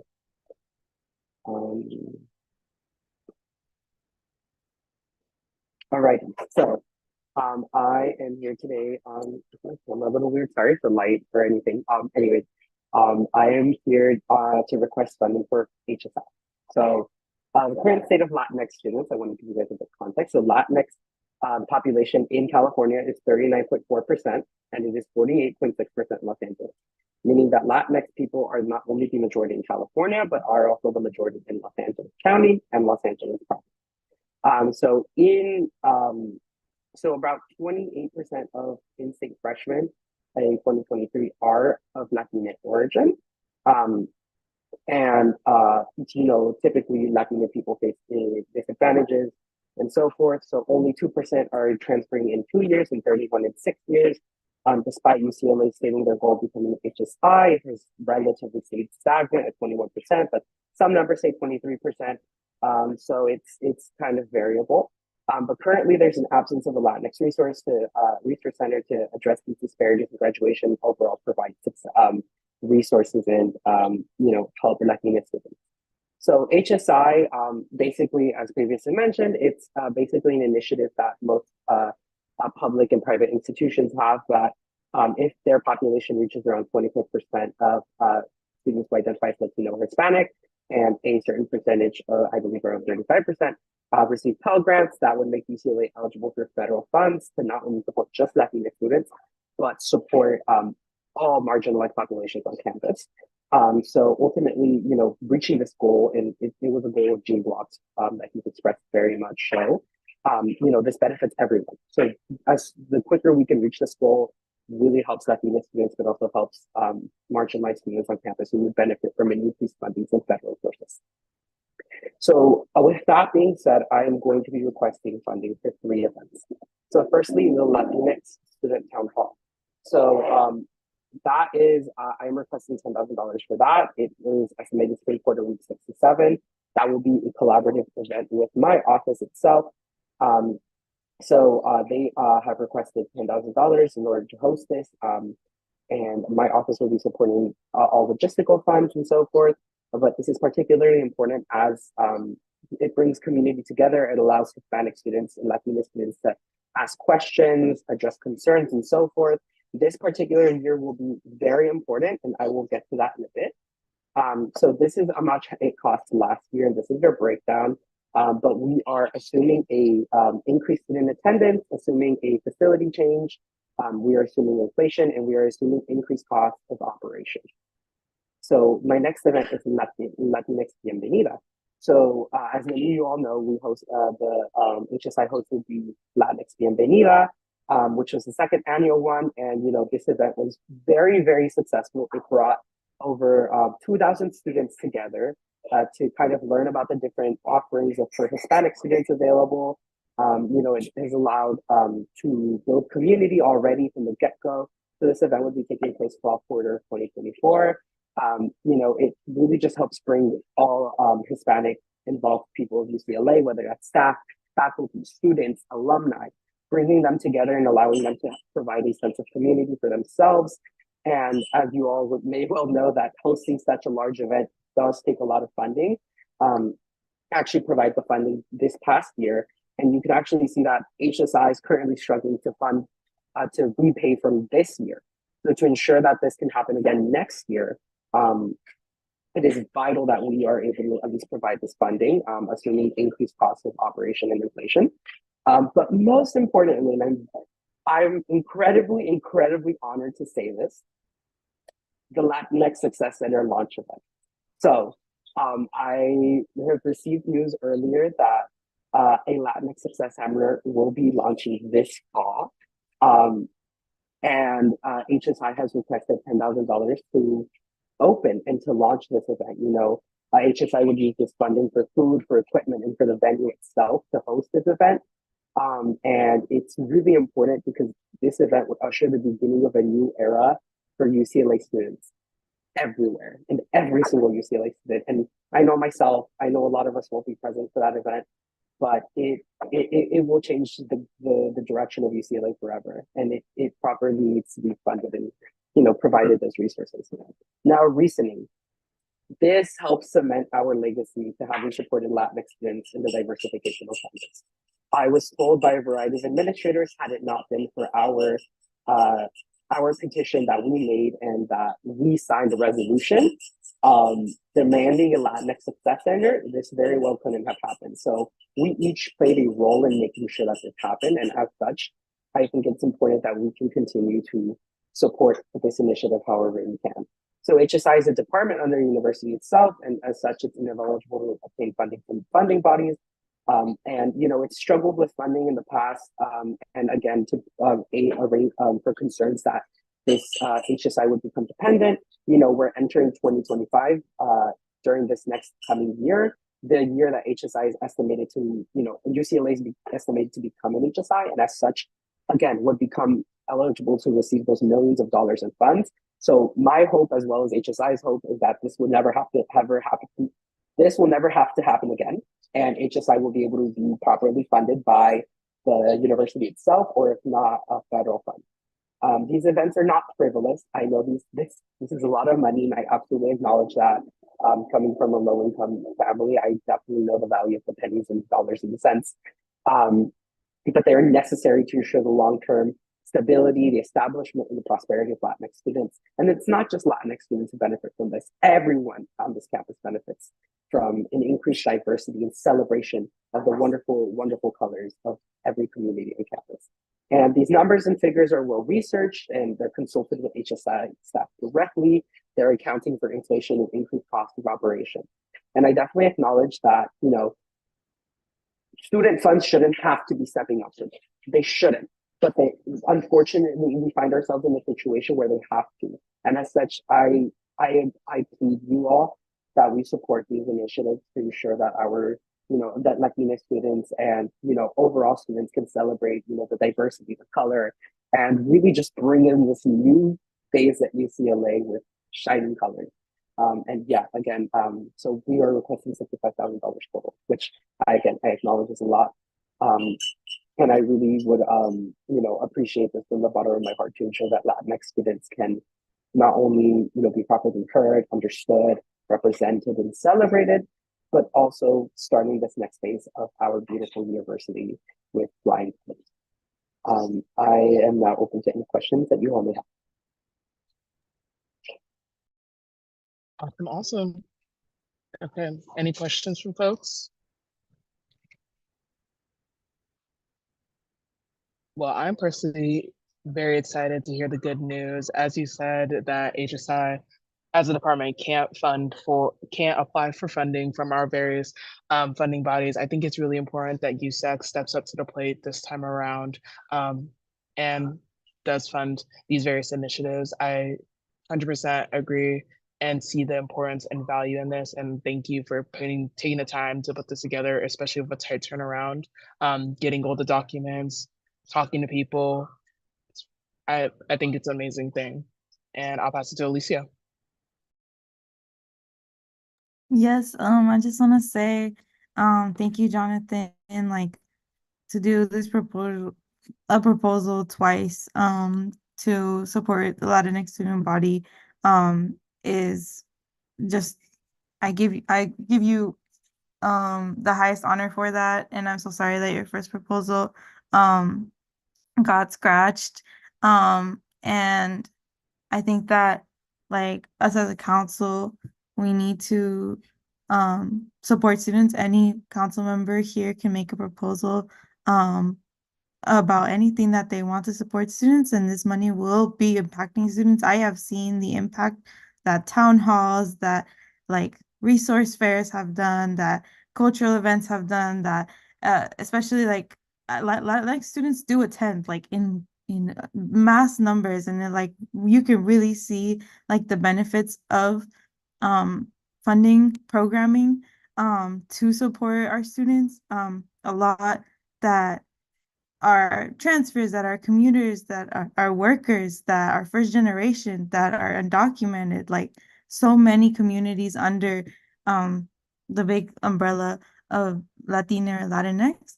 And I want to say like just to direct this to like the chancellors and admin, like they will be receiving grants for being an HSI when like UCLA is finally classified as an HSI, and therefore like when that happens, that student fees should not be questioned, like they should not be grabbed, they should not be exploited, when the university will be benefiting from the status of an HSI. So while we are not right now, and while university has shown no support to the HSI, which is the HSI program, which is just absolutely disgusting to me. Like here is Jonathan like actually standing up for students and getting them the resources like as quick as he can with the positionality that he has, and I just commend him for it. And this proposal is really important. Like personally, I'm gonna benefit from it as a Latina student, and I know a lot of my friends will too. So I just really, I'm very grateful. And even students who are not Latina, they benefit from like having public events with resources. So I want to say that this extends to other people too, especially like other people who are neighbors, who are also in other mother organizations. They all can use our resources as well, and they're invited to. And I think that um, this proposal will do a lot, especially in the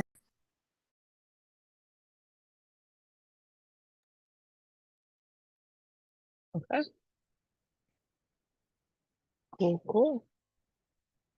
So we'll go ahead and move into the discussion and vote on surplus proposals.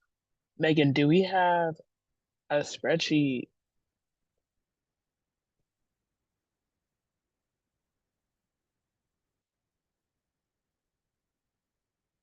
Okay. I think one of the first things we're probably gonna have to decide is the outstanding requisition forms that around 13K. How are folks feeling about that? Again, Personally, I feel like we kind of have to fund this because the amount of like people who have come to public comment about outstanding requisition forms about like not being able to access like funds that they were supposed to get. I feel like we kind of owe these people these funds. I concur. Sarah, were you gonna say the same thing? Yeah. Okay, cool. I see some agreements in the chat. Okay, so I don't know if we want to do the whole O's next to the thing that we're I don't know if we want to do that. I guess we will. But yeah. Um, do we want to do I forgot. I'm trying to remember our process last time. We just went down the list basically. We tried to save like the bigger ones for later. So do we want to do the same thing? Is that okay? So like maybe we go to the tabling next.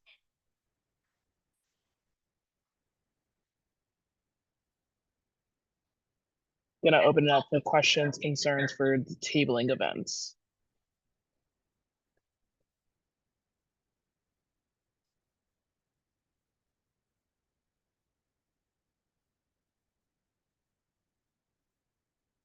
None. Okay, so we're cool with the one. Oh, Eva? This is I think like a clarification on like the TSR budget, I think as a whole. I looked at the USAC budget report, um, and I see the 3.3 available that Megan mentioned earlier. And then I also see a second item that's like it says a surplus withdrawal of $30,000. It's untouched for a total available of $33,000. And so I know in surplus earlier this year we like gave the previous TSR like $10,000. So I was wondering like what this 30,000 is from like admin. Fernando? Oh, Eva, I guess the webmaster didn't update the didn't get a chance to update the budget, but that is no longer there. That was a mistake. Gotcha. And then I think the other thing when it comes to this event in particular, and is it's also coming up very soon. And so I don't think if you were to apply to some other funding bodies, I don't think you would get the money in time to do the things that you're trying to do here, which is why I'm definitely okay with it. And also given the fact that, as Megan H has mentioned, doesn't really have a big budget to work with, unfortunately, with the remainder of the term. But yeah, that's my perspective on things.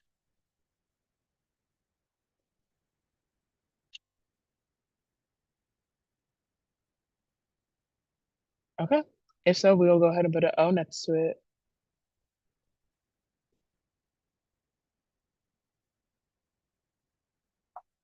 Okay. Let's go to Transfer Appreciation Week. Let's open it up for questions here. I guess my first question was like, when were you planning this week to be? Like, what week of the quarter? Yeah, I think I planned it for week 7 when I wrote it down in my notes. Okay. If so, would you be comfortable applying for BOD? I'm sorry.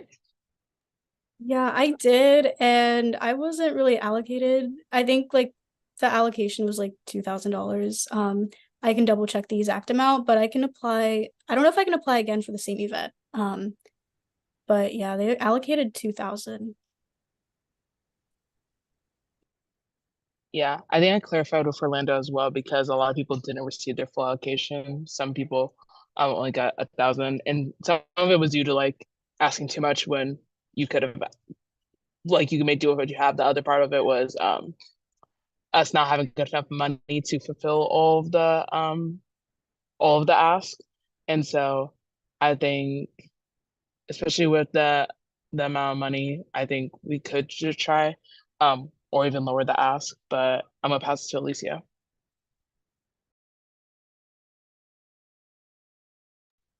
Could I speak? Yeah, Yeah. sorry, I think you cut out, but yeah, go ahead. Yeah.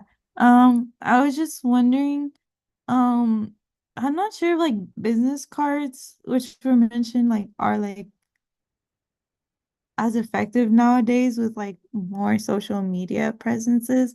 But I wanted to ask like what information would be on them, especially if they will be reused in the future. Like what information will be available on business cards. Yeah, that's all.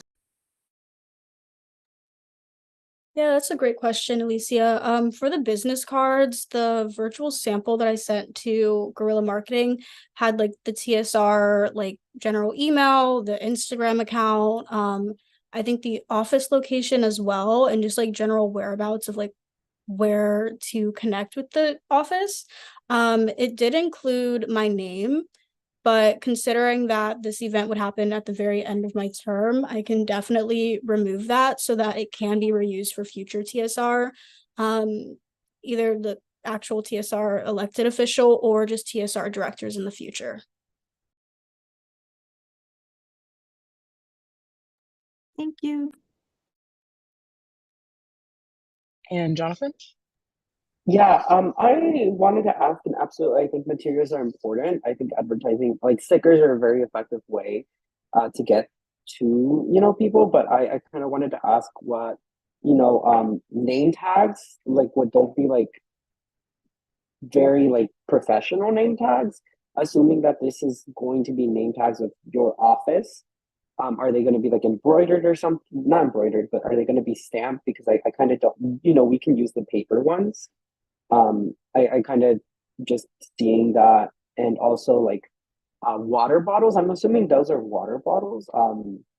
2,500 for water bottles. I just asked because it like determining, especially students are getting so many water bottles from so many places. They might not be the most effective nor eco-friendly way to get into people. They're reusable, of course, but I think so many places give water bottles at this point that I'm not sure how effective they would be. Okay, yeah, so I'll start with the first one, which I believe was the name tags. Um, I'm actually very open to like you said, the paper name tags, extremely open to that. So I'm very fine taking that price off of the ask for this. Like honestly, I also really enjoy what you said about sustainability because I think that's extremely important when it comes to like the environment and whatnot. So that is something I support in terms of, I think you mentioned the bottles.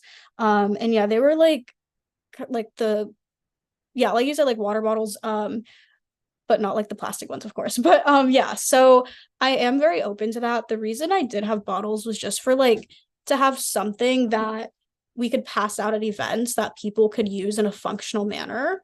Like carry on throughout like a year, 2 years, however long. But I honestly will say I do prioritize the journals over the bottles. So if we do need to take the bottles and name tags off, I'm fine with that.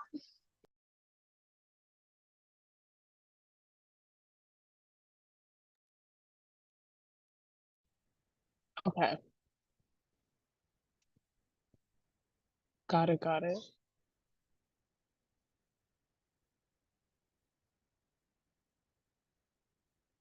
Well, moving the conversation forward, is this going to be something that you think you can apply for some of the funding bodies for? Or do you want to try and knock down some of the kind of line items for the price for right now and we come back to it? Great question. I actually did apply for the BOD funding for this specifically, and that's where I didn't receive any funding from BOD. So that's why I was applying here. But like I said, I am fine taking off the bottles and what was that? No, bottles and name tags, and then keeping the last three, which should come up to like $2,000. So, or sorry, that's without the Ackerman Bruin reception room fee, but I can get the amount in the chat. If you do the Ackerman reception room in it, well, I think it has to be in a month in advance for the student union event fund.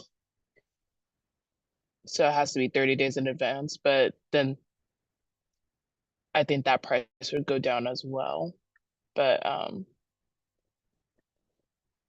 yeah, I guess we just lower it to include the what you knocked off and then the reservation fund for now. Okay.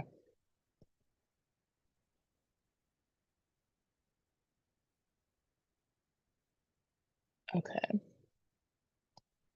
Next, let's go to the Chancellor Staff Appreciation Night.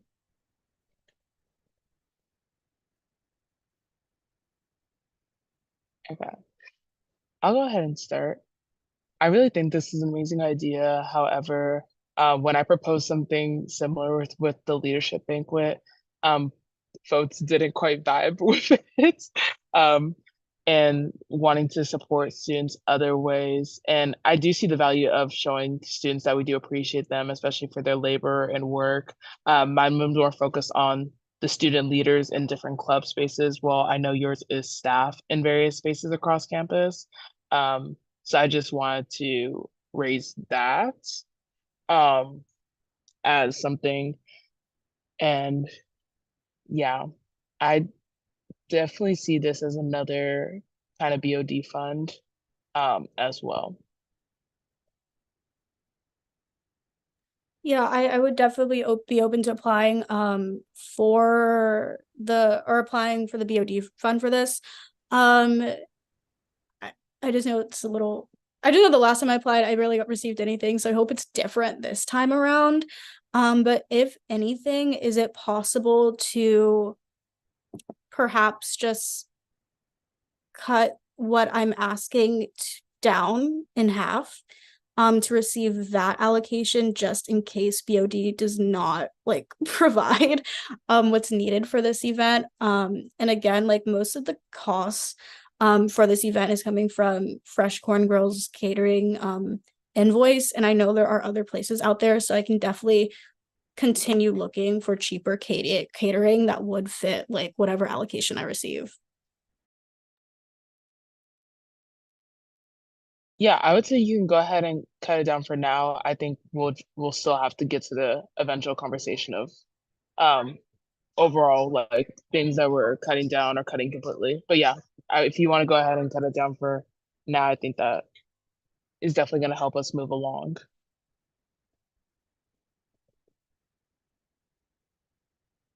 Okay.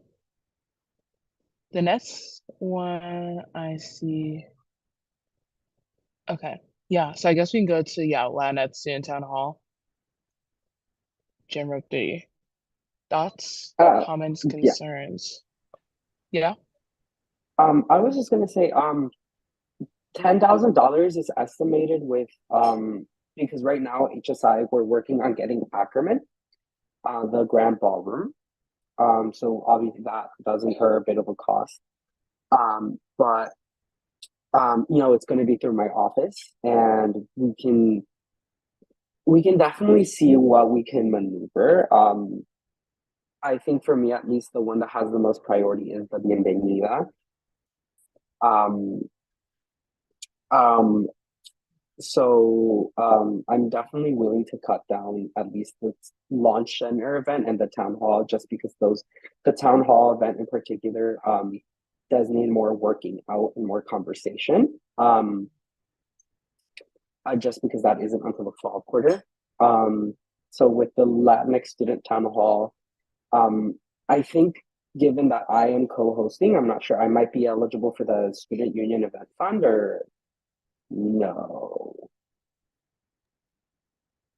Okay. You would be. Okay. I think maybe with that in mind as well, we can maybe cut down to 7,500.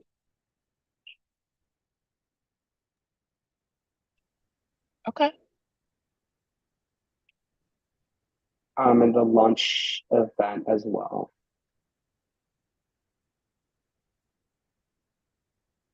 Okay. And then I think we should go ahead and do the let's see. Okay, so how do folks feel about those two? I honestly think you're willing to come down on that price is already amazing. And yeah, like you said, still being able to apply to the student union event fund.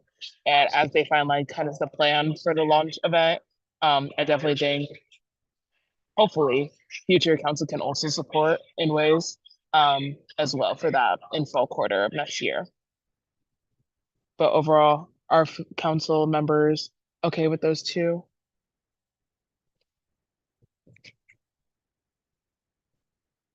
I'm seeing a yes. Yes, yes. Okay. Let's go ahead and put O's next to those ones. Okay, so now we can go back up to the office stipends. Or yeah, we'll go back. Yeah, we'll go to the office stipends first. Okay. So back to this conversation. I honestly think you should keep it with the amount that we gave the non-referendum officers, especially because that was a joint proposal and it just TSR wasn't included yet because we didn't have a TSR. I just think it should keep like that. I do recognize that the staff was promised something otherwise, but I don't even know where the 1,000 would have came from for each director with that promise, if I'm being so for real. And so I just think to kind of keep it level between what the other offices, especially without like all of us have the $5,000 budget, came together, made the proposal. I think that's what's best to do because I don't want people to suddenly start picking what office they're going to work for just for a higher stipend when that's not the case. Like that could differ year to year kind of thing. So yeah, because I think we all do valuable work. So that was my thought, but also open to hear from other council members.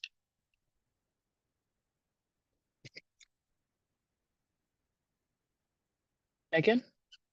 So the amount that we had to go down to, we went from 580 to 550 for I think last month at our last surplus meeting. So if we do 550 for the TSR directors, that's 15, I believe. That would be $8,250. I believe the TSR office last year was included in the USAC non-referendum stipends presentation last year. That included president, all gen reps, my office, TSR, ISR, FSC, etc., etc. So I do think it would be fair if we did lower it down to 550 to be the same amount as the other non-referendum stipends.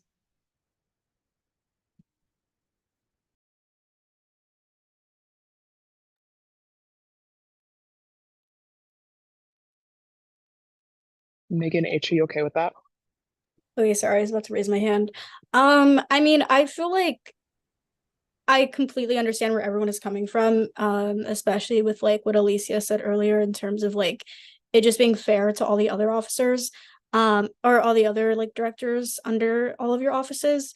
I do think the timing of things is really like slightly inconvenient in terms of like their like me not being able to apply for like surplus in the beginning because there wasn't a TSR and I just wasn't like sworn in or appointed yet. So it is like a little hard in the conversations that I've had with my directors on this. And I know that like promises that were made previously, like, it is what it is. I get it. Like often like USAC doesn't have to like really uphold them. I do feel for them, especially because like as a prior director, we were constantly lied to. I'll just say that, just constantly lied to in terms of the funding amount, in terms of when we would get funding, in terms of the hiring process. And I'm sure everyone here is very transparent with their staff in terms of like, oh, this is the amount you'll get paid. Again, we were told things very differently. So I do at least have all of those conversations I've had with my directors in mind when I propose this. So as a USAC officer, like, yes, I am okay with this. It's just like the having all those conversations one-on-one, it is not what the directors deserve at all. And again, I know USAC operates based on kind of like fairness and what we're discussing now. So like, yes, it's fine, but it's just thinking of the entire academic year the directors have had. It's just not okay for them. But everything is appreciated in terms of like, even if it's like 550, that is appreciated. No, yeah. And I know it's not right that folks were lied to. I 100% agree with you there. It's just where we're at now. And I do apologize that folks were told otherwise and promised things because honestly, I'm gonna keep it a buck. My staff were not promised anything, like any money, because we don't know until we get to surplus what we can ask for. While officer stipends for non-referendum offices has been like a recurring thing for the past couple of years, it's like we still don't know at the table what we're gonna get. Like last year was like what 520 that the officers got, and so it just changes from year to year. But yeah, I do apologize that that happened, and like Megan Law said, it's not okay that you guys were lied to either. Um, okay, so we'll go ahead and put an O next to that one. Um, and then okay, what's our next one? I cannot see. I'm sorry.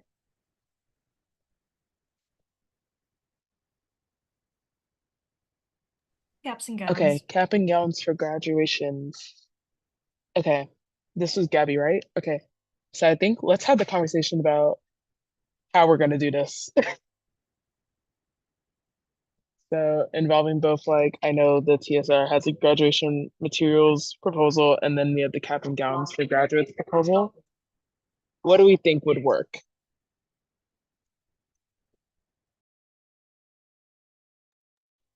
If it's cool with Megan, I'm actually totally in favor of partnering up with the TSR office. I also do think though that first year admin students should also have the opportunity to get a cap and gown grant if that's still on the table. So I wonder if there's a way where we can combine it so that both transfers, like that there's some money set aside specifically for transfer students, but then also money set aside for first year admins.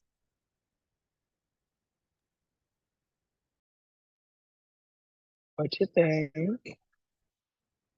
Yeah, I definitely support partnering with Gabby on this, and I think it's very important to like include first freshman admins and everything. I'm a huge supporter in like bridging that gap and all that. So yeah, I'm definitely open to this, and I think it's just figuring out the logistics of what that would look like. Cool. Okay. So yeah, so I think definitely then moving to having like the Google form so you all can figure out like, okay, is this a freshman admin or a transfer? Asking those questions that we kind of talked about, like so that we hit the people that are most in need, I think is going to be very important for this one, especially for like a $50 package for the cap and gown. I think it's just important to kind of hit those, give it to those that are have the most need, and so we can kind of think about those questions. And also, I'm happy to share the commuter parking permit grant that asks some of those questions as well of what they're working, what scholarships and aid that they have, blah blah blah blah blah. And then I think, okay, so how much in the graduation materials proposal, how much was for cap and gown specifically? 12,800. I'll also put it in the chat. 12,800. Okay. And 12,800 divided by 50. So that was 256 people. Yeah. So yeah, so significant percent allocated to transfers. How many people do we want to aid with this? Like total wise, and then we'll just do a percent for transfers, percent for freshman admits. Well, sorry, is the funds just going to And be that's for from cap and gown, or would it also be for, like, would it be for also the portraits? I was thinking just the cap and gowns for now, just doing that one. Because we haven't talked about the portraits yet. So how many people would we say we would like to support with this? Jonathan. I was going to say to kind of increase potentially the number of people you all could reach. Like I put it in my comment, but maybe some people get a picture package, some people get a cap and gown package, and some other people get both, like the most needed. So then we can kind of maximize the numbers of the people who are getting it. So obviously allocating more to cap and gown, but having some numbers reserved for people to get both, because obviously we know some people are really in need. And then having, some allocated for people who just need pictures. Or maybe I'd kind of argue either cap and gown or cap and gown and picture, because, people who most need it, who most need the support would probably need a photographer as well for their cap and gown. I don't know if you guys are getting me. Yeah, I understand. I'm just gonna throw out a number just because I want to see what y'all think. What about 350 cap and gowns, 150 photos? I forgot the cost of the photos, but that's just a number I'm throwing out. Yeah, the photos, we went by hour, so it's just like a little different in terms of how to like measure Oh, hour and then reserving time slots. So it'll be a little, I can probably do the math on it like right now. okay.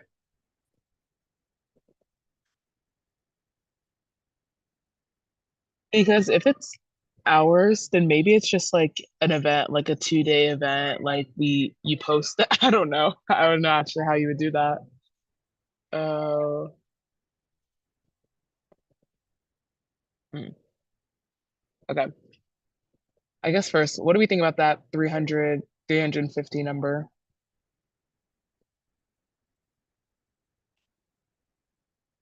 Yeah. Okay, Gabby.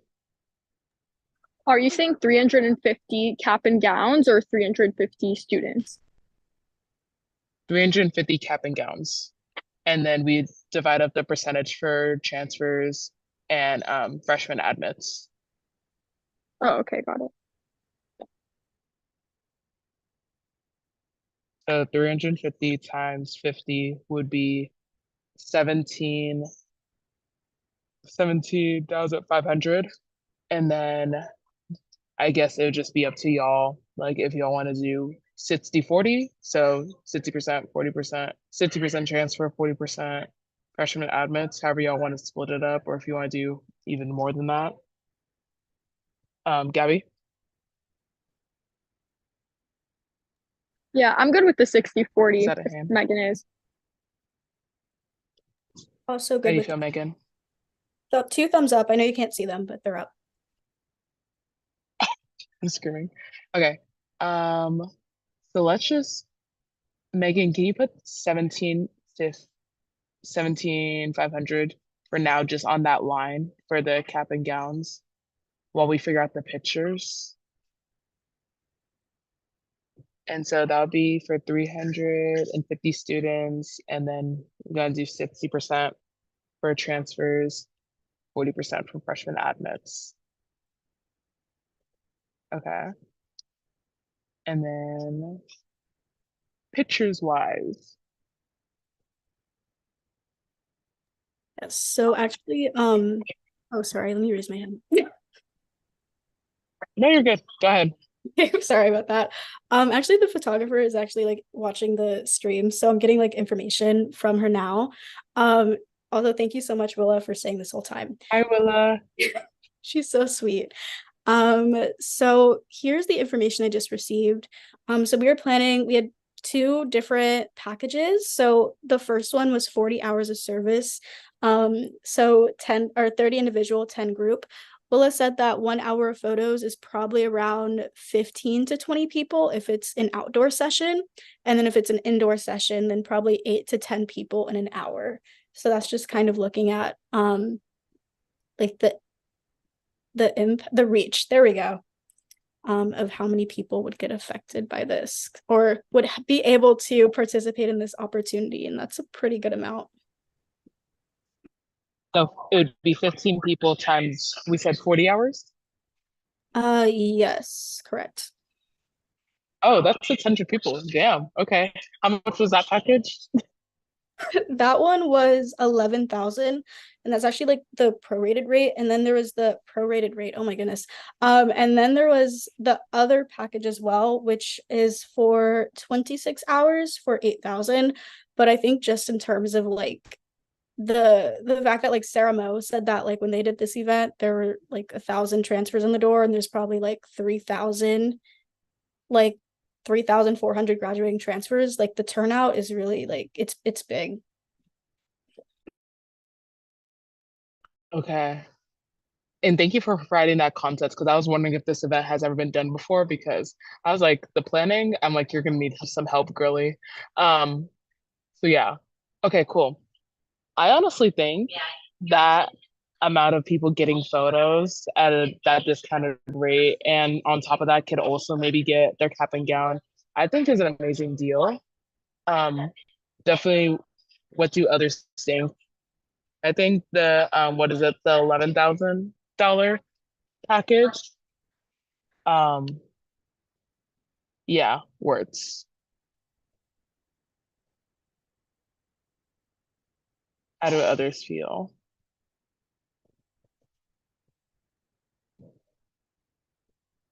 Okay, I think it'd be good, pretty cool.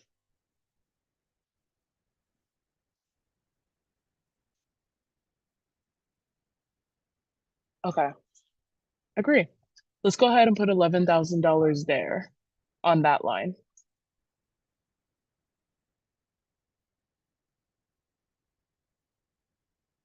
Okay,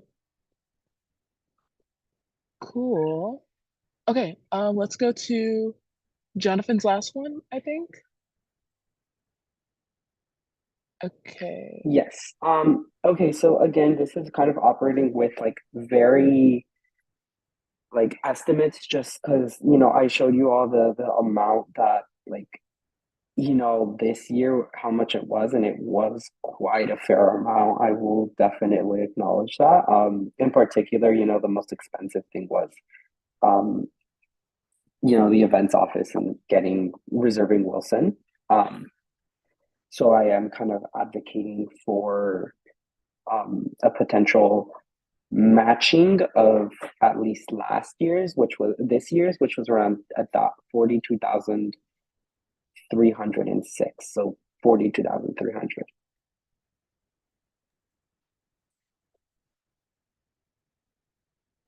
Okay. I think this is good. Um, I know, I feel like you gave all the facts pretty much. Like they don't have the funding nor support from the university. Though the university is really trying to become an HSI. I don't have the words. But it's like the fact that they were in debt is still mind blowing to me. And honestly, I attended that event. I had a lot of friends that went to that event for both the Afro Latinx Connection and just some other organizations I knew of. And just to see people really building community there was such an amazing sight to see. Like I saw previous students that had an FSP there. It's a really amazing event and it should be funded by the university.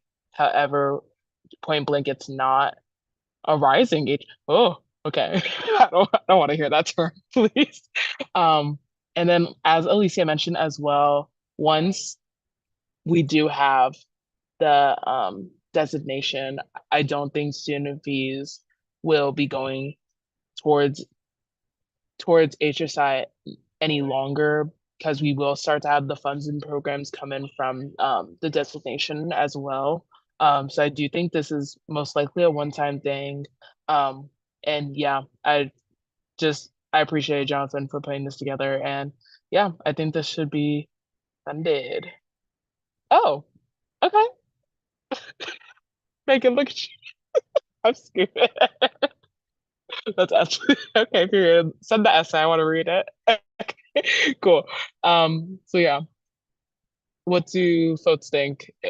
We're good? Yes. I'm giving a yes. Good. Good, yes. Yep. Okay, let's go ahead and put an O next to it. Okay. So, last but not least, we have additional money going to BOD. Honestly, how much do we have left? 83? Katie, you cool with that? Yeah, that sounds good. All right. I think that was simple enough. because I think it's just about trying to give more money so we can fund more events. Especially as if we're going to increase it to 3 applications and have folks applying that need the funds for these programs in the end of the year, I think that'll be amazing. So that means we can put O's next to everything else because we are zeroed out. Okay.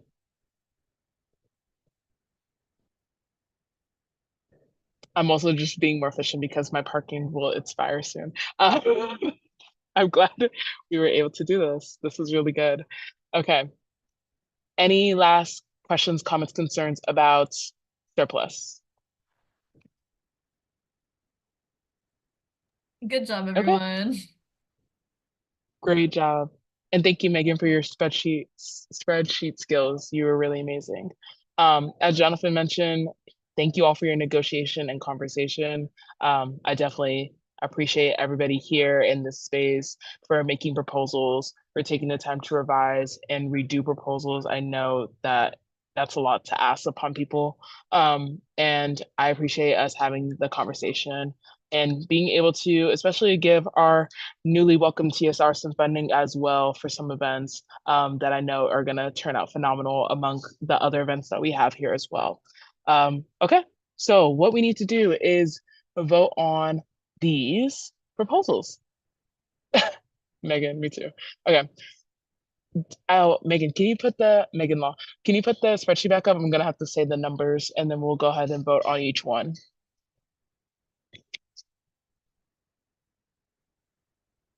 Okay, cool. So starting with 23, 24 outstanding requisition forms funding. Oh wait, how did we do this last time? Did I say all of them? An amount. An amount and then just, what did I say? Oh my God. Did we approve? Wait, what? Okay.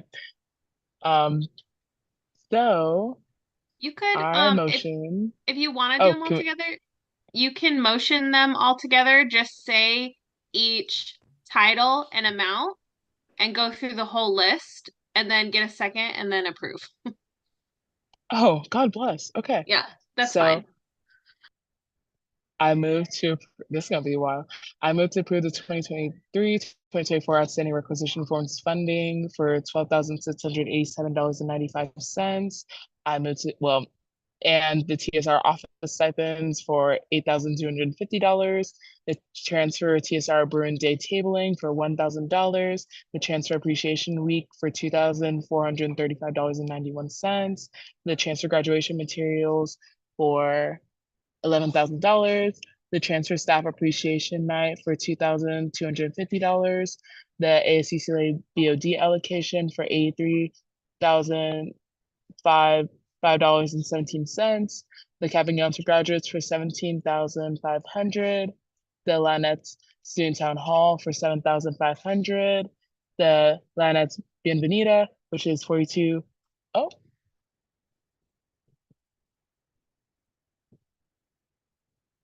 sorry, AirPod dropped.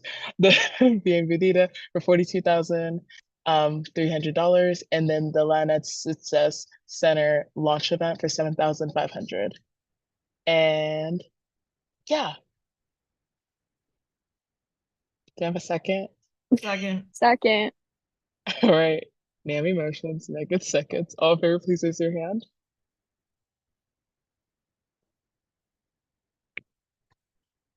Okay, please lower your hands.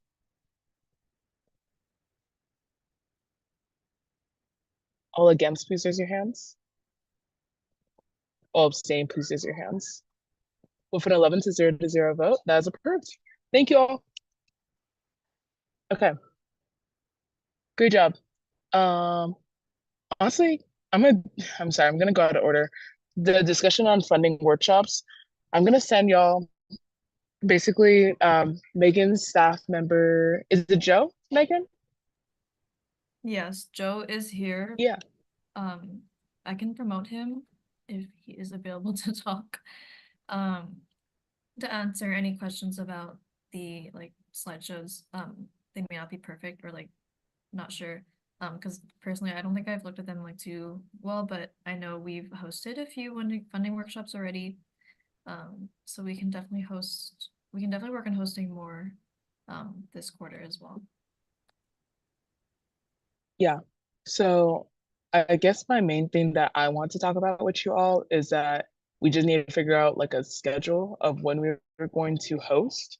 I'm honestly gonna host some I'm planning on Thursday of this week. And then because the BOD app is gonna be due Monday of week 3. And so I believe Fernando as well. Do we have the My UCLA form done? It should be ready by the end of this week, hopefully. I met with Iris, so I let her know what I need. What day? You said the end of this week? Yeah. Okay, so should we just keep it a Google form then? Because I'm sorry, I feel like that's too long.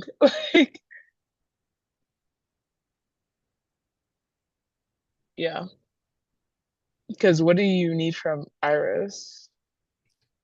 So we don't have access to the UCLA IT. By UCLA, they send us screenshots and then we edit the screenshots and then we send it over to them to request to make the changes and then make it go live. Okay. Okay, let me talk to Iris then.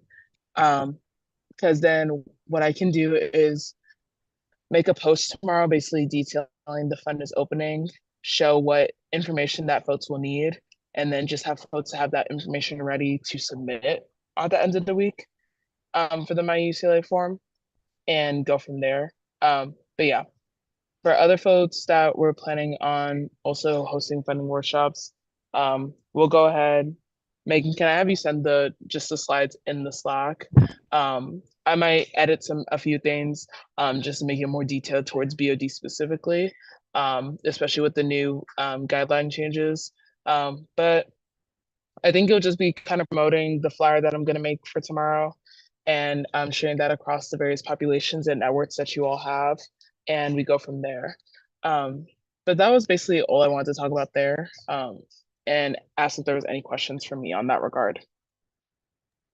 Yeah, I can send them into the Slack and then if possible, if there are any edits, like I like people to like make a copy. I think we have some slideshows that are more geared towards like a specific like audience of student organizations. So we might keep those for other funding workshops in the future. But I will send them and thank you, Joe, for making them. Yes, thank you, Joe, as well. Okay, then I guess we can go into the personnel matter. So we will go into executive session. That means everyone, oh, Janice? I realize I think that this line on the agenda is actually for next week. I think there was a miscommunication. Oh. What? Okay. So we do not go into executive session right now. I'm screaming. Okay, cool. That made sense. Any comments related to, okay, so you already did the funding workshops. Oh, that's it. This means adjourned at 9:38 p.m. Thank you all. Thank If you want a tour, this is